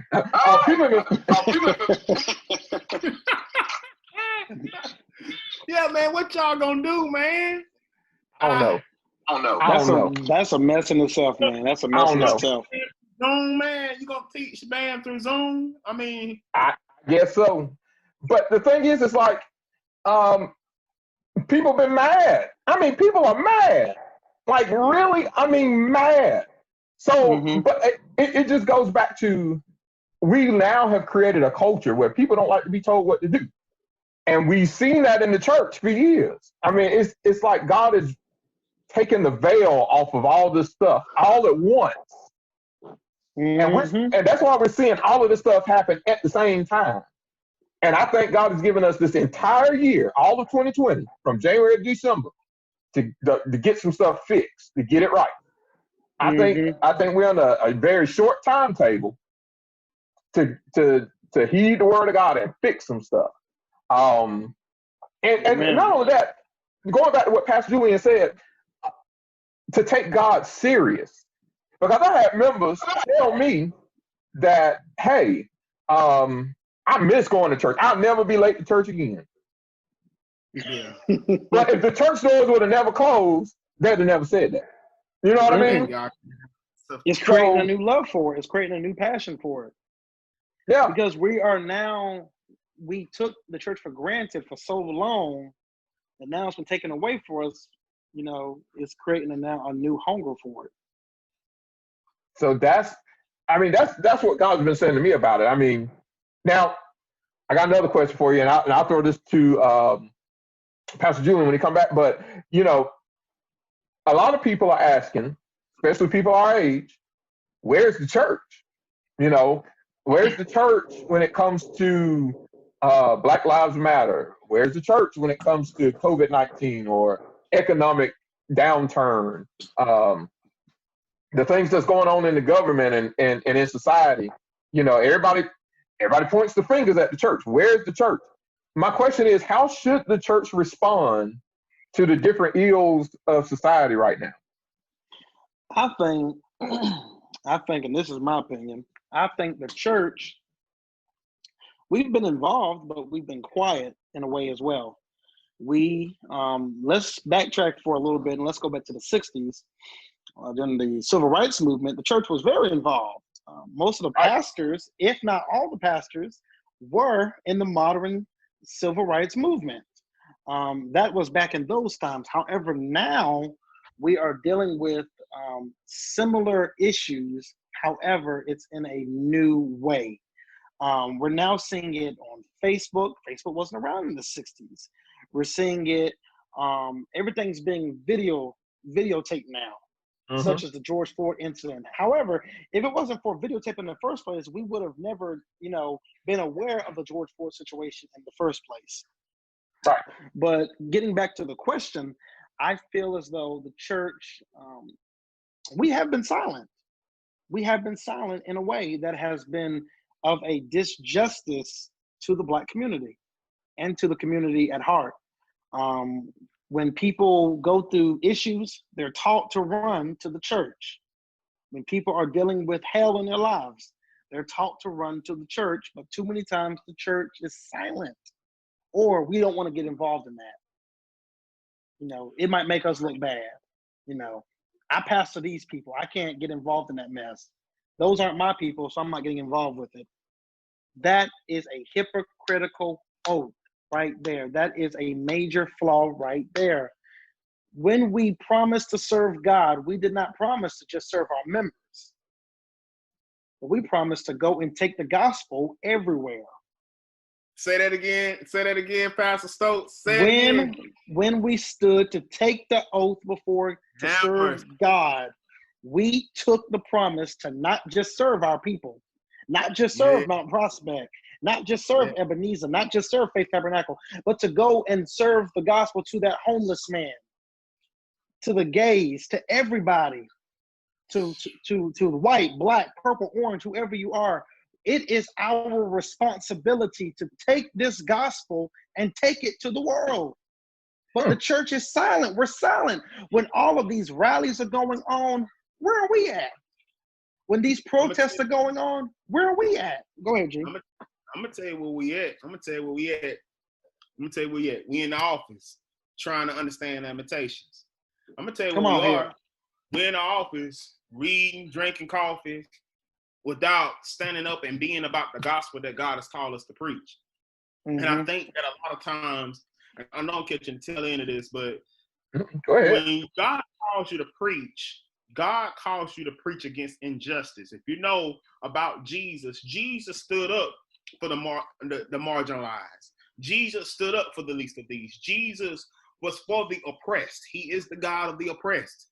And I think a lot of times is in our positions, because we're so young and because we're so vigilant, that a lot of the church members think that you're just for us. Don't get involved in this mess because it's going to make us look bad. Or don't say that because you don't want to offend those who might feel differently. Or, don't do this, don't do that. Not realizing that a call to preach and a call to pastor means you got to take care of you got to take the gospel out to everybody and to all nations. That means you got to be willing, like you said, Pastor Stokes, you got to be willing to go to the hood. You got to be willing to go to the clubs. You got to be willing to go to the street corners and share the gospel. You can't just limit the gospel to the four walls. And I think that with everything that's going on now, the reason why the church is silent is because the church has been confined inside the four walls for so long that it doesn't know how to march against and stand up against violence. You know, when you look at the black church in the 60s, it didn't matter if it was an AME Zion, AME, Presbyterian, or Baptist church. They fought for injustice. They came together as a church, not as a denomination, as a church. They came together to fight against the injustice. And I think now, because I might be, so-and-so might be Kojic, or so-and-so might be AME Zion, we getting together, but we're getting together in our own respective denominations, and there's even separations there. Instead of coming together as a church, as a coalition, and saying, "Hey, let's get this done." And I think I want to argue this. I want to argue tonight that a lot of people want to bring awareness, but they don't want to put no actions into place. So you want to march, but you don't want to go to the city hall meetings and see what they're voting on. You know what I'm saying? You want to go paint the murals, and that's nothing wrong with painting the murals. But when November comes, you don't feel like voting. You feel like it ain't necessary. You see what I'm saying? So my thing is, don't be so quick to bring awareness if you're not willing to put the action in place. You know, where are the pastors that's sitting at the tables where decisions are being made? Because it was Dr. King that went up to Lyndon B. Johnson and said, "Hey, we gotta pass this. We gotta pass this bill. I know JFK is dead, but we gotta pass the civil rights bill." You know, that's right. Where are those pastors? Don't be the you know, when it's time to do a revival, we're going to get together. When it's time to have a revival, it's time to have church. Everybody's together. But when it's time to go stand up for the rights of our people, well, I don't want to put that kind of image on my church. I don't want to do this. So what did God call you to do? Did God call you just to preach to the church, or did he call you to preach to the world? Exactly. I think we've become, I think there's a generational separation. And what I mean by that is this. Our grandparents was the ones that were marching with Dr. King and those people. And now the ball is being handed off.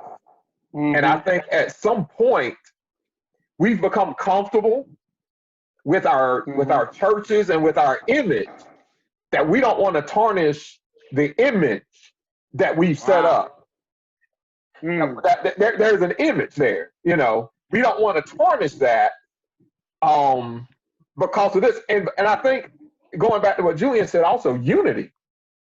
If we had unity, we wouldn't be concerned about image or whatever. But, you know, I want to throw this out there. As pastors, we can't be jealous. That's right. Say that again. We can't be jealous. Listen, if I was a jealous preacher, neither one of you two jokers would ever end up in my pulpit again. Listen, you two tear it up every time you come to my church. So, I mean, you know, we can't be territorial. That's right. I mean, if we're gonna fight for justice, I'm not concerned about my members at that point. Like, let's bring my members to the table. You bring yours. You bring yours. Let's go do this thing. All right. Give us some instruction. Give us the game plan. We'll execute whatever you tell us to do. And I think that's what's missing. I think we're missing direction.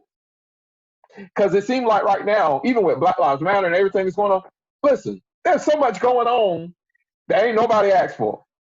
Okay? Think about it. You know, now the NFL is talking about doing lift every voice and sing. You know, we're painting the murals. We're doing all this stuff, which is nice. But what are we fighting? Are we fighting? Right. Are we fighting police brutality? Let's get a victory. And let's stand until we get that victory. And then let us stretch ourselves. Right now, we so stretched thin and everybody's trying to get their own thing going, you know, that we have no game plan. We have no execution of a game plan. And I think that's what's missing. And I think it's missing because I think it starts with us. It starts with the church. So that's kind of that. All right, this is the last question because we've been here almost 2 hours. Right. I'm enjoying it, man. Yeah. Where is the church going? I think that the church is going towards. I think that the church is headed more towards not bigger, but more effective in the way we do ministry. It's not going to be more mega churches. I don't think you're never gonna see 20, 30, 40, 50,000 flock one church. I think you're gonna start to see more small group based ministries. Mm-hmm. I think you're gonna start to see more technology. I think you're gonna start to see, because of the pandemic, it's gonna be a lot less interaction, which kind of sucks. So you're not gonna see as much physical interaction, but you're gonna start to see more. Let's have a Zoom meeting about getting together on Sunday instead of, okay, let's all come together Monday night. We'll be here. I do see the church becoming more convenient. I know even at our church, we're looking into getting an app. So, so we can stream services on the app. We can do things on the app. I could put my sermon notes on the app. So we're going to start to see the church become more convenient. And I think that in the next 15 years, the generations are going to shift the church. Yeah. The millennials are going to be the premier leaders of the church. So you're going to have the respectfulness and the swagger of the old, but you're going to have a new way in doing things. Communion is not going to be done the same way. The ordinances is not going to be done the same way. Preaching is going to be different. I think that the church is going to change, but the importance of the church and the significance and the sacredness of the church will be the same. It's just the way we go about business is going to change. Because I want to argue that churches aren't traditional, they're just generational. My great grandma, when she was going to Bethel, they didn't even have drums. Now we invest thousands of dollars just in instrumentation. So that goes to show you that the churches ain't traditional, it's just generational. So I think that it's going to be a generation of Joshua that's going to erupt, and we're going to kind of sort of go into the promised land, but I think it's going to look different. It's going to feel different. It's going to be more convenient, more interactive, more technical, but the sacredness will still be there. Wow. I agree with everything Julian said, and he took words right out of my mouth. I do believe that we're moving towards, and you could see it slowly but surely, it's starting to take place now, more effectiveness, because you're seeing things that were once done in the church that's not being done anymore. Churches, even the Black church now, we're starting to see these things known as small groups. They're starting to they began in the evangelical movement, if I can say that. They began in that type of church, and now they're moving into the culture of the African American church. I do believe also that we are moving towards a technology age. Technology has always been around. It's been around for quite a bit, but a lot of people have been scared by it. They've been scared about, how are we going to do this? How are we going to, minister to these groups of people? But they're not worried about the way of getting it out. They've been more scared of the cost of how is it going to affect our church? Are we going to be able to afford cameras? Are we going to be able to afford this? But now what we're seeing is it's becoming a necessity, right? It's becoming a necessity. I heard somebody say, a preacher once tell me that before anybody goes visit a church, they look on Facebook to see what your church is about. They times are out where people just call around to see, you heard about this church, you heard about this church. Them days are over. If you don't have a social media presence, people are not going to come to your church, and they're not going to tune into your services. It's important to have a social media presence. So the way that the church is moving is that the church is now becoming more of a technology booster, if you will. And we're changing in ways that we've never seen before. But I'm excited. I'm excited to see what God is going to do in the next 5 to 10 years. And I believe that this is going to change forever. National convention. No. No, and sir. the king That'd down be all. Archbishop. All right there now. You But here's this. I heard a preacher say that they had an empty room in their church. They were using it, I guess, for storage, but it was empty. And the pastor said, what we're going to do is we're going to turn that to a media room. We're going to buy some cameras and some lights.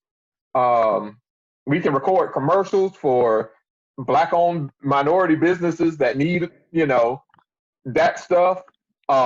We can use it for church things, to offer a variety of things. And that got me thinking. I was like, And I heard Jamal Bryant even say that our churches have become recording studios, basically. And he said that that's not going to change going forward. This is here.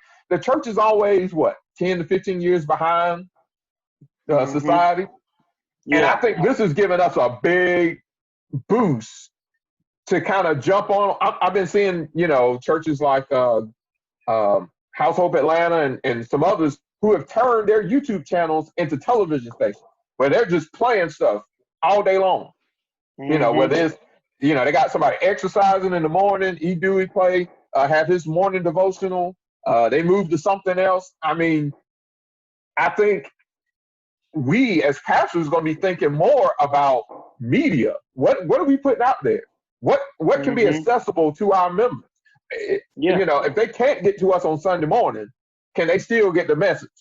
I think also, or gone are the days, and I know neither one of us do this, but gone are the days of multiple church services. Wow. I think that's going to be a thing of the past. Because, look, multiple church services were invented for what? Convenience.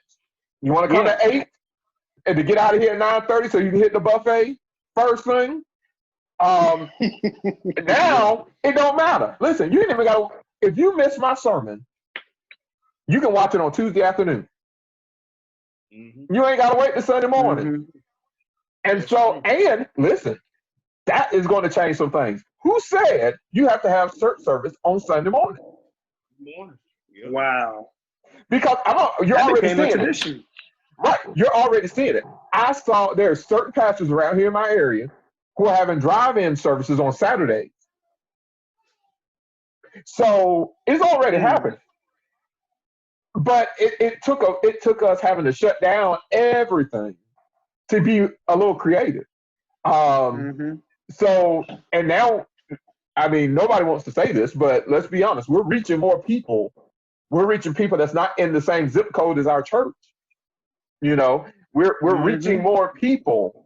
And even though they're not our members, I think, now this is just me, and I know this is very anti-Baptist church, what I'm about to say. But I think the word church membership is something that's going to fall from our vocabulary. I think it's already have, to be honest. When was the last time? I mean, go ahead. When was the last time you said, is there anybody want to become members of my church? Well, Morrell probably said it because he's having church service right now. But for the rest of us, we ain't mentioned church membership the last 2-3 months. Yeah. I think it's something. I think that's going to be a falling away, and we're going to focus more on the people that we do see. Because we need volunteers to make our church move. We need a body. We need an army. We got that.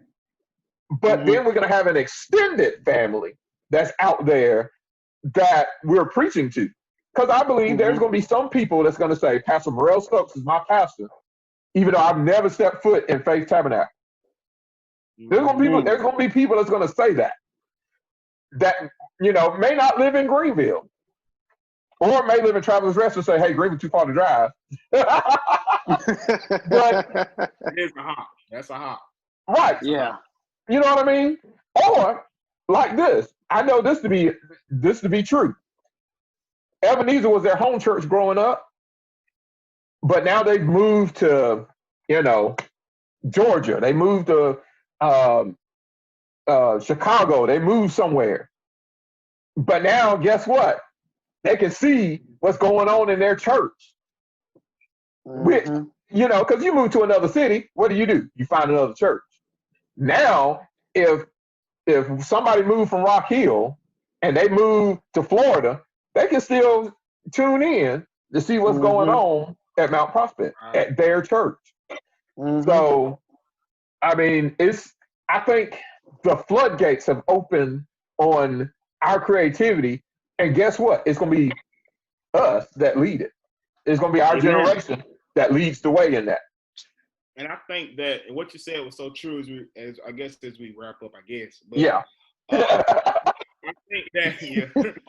think that what you said was so true, man, because I have people from Mount Prospect who sons and daughters went off and worked up north, and they was like, I go to church at home, and they give online.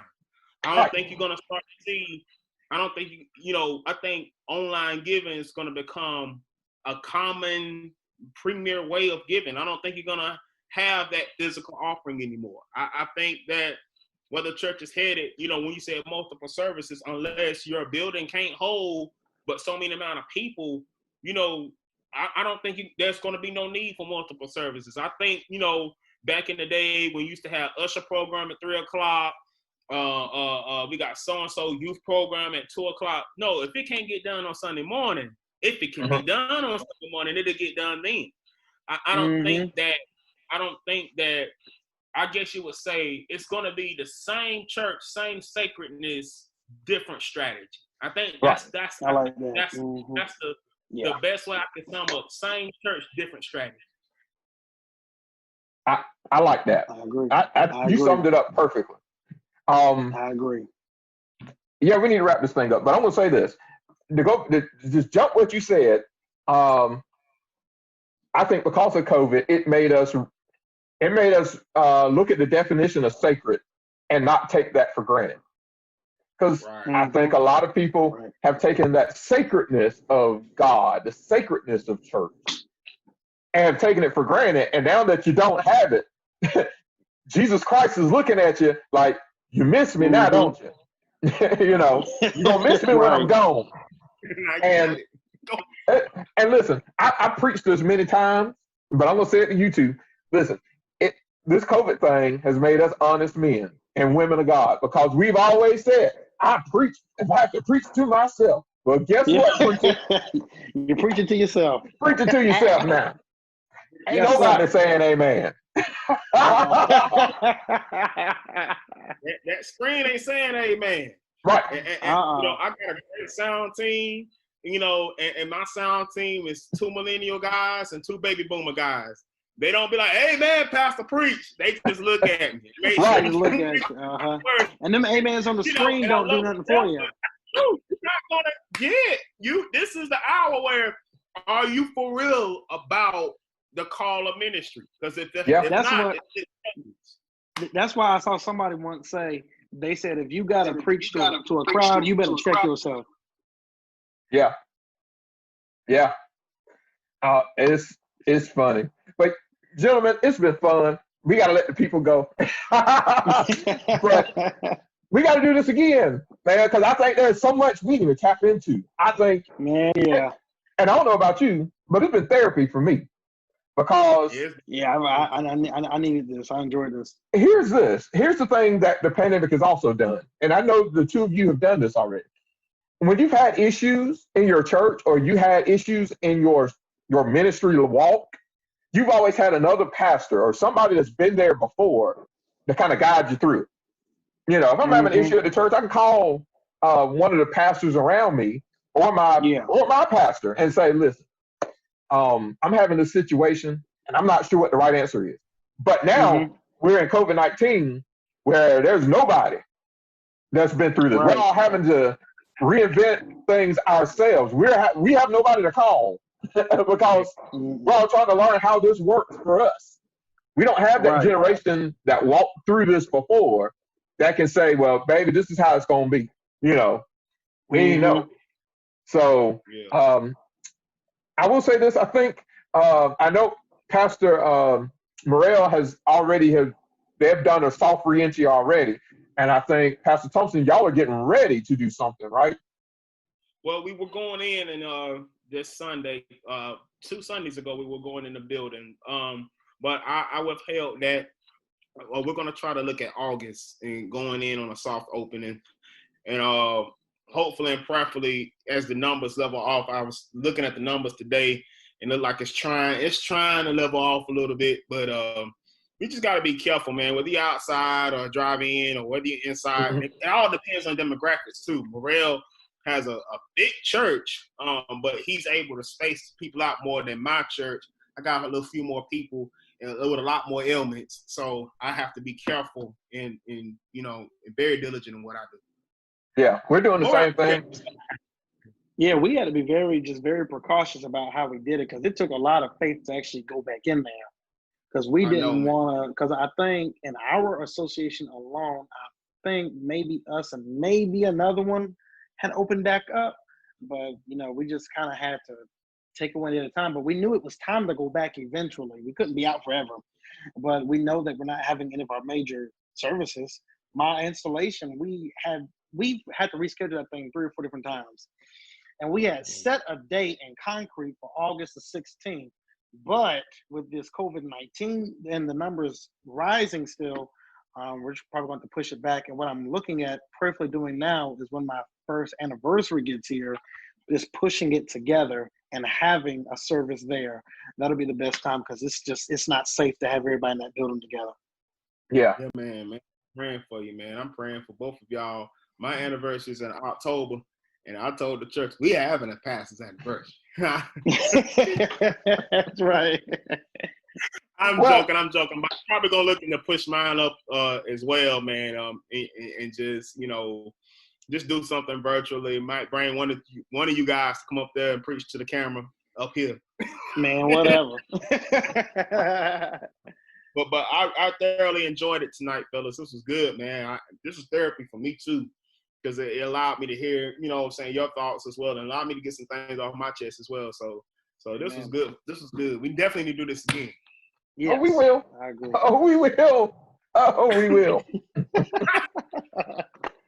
Well, like I said, we enjoyed it, and I know, there's so much we didn't even dig into, but we'll do this again. We'll come up with a time, and I pray that God bless all our ministries, and God bless all of you, and till we meet again, God bless you, and may heaven smile upon you is our prayer. Amen. Bless y'all, man. Amen.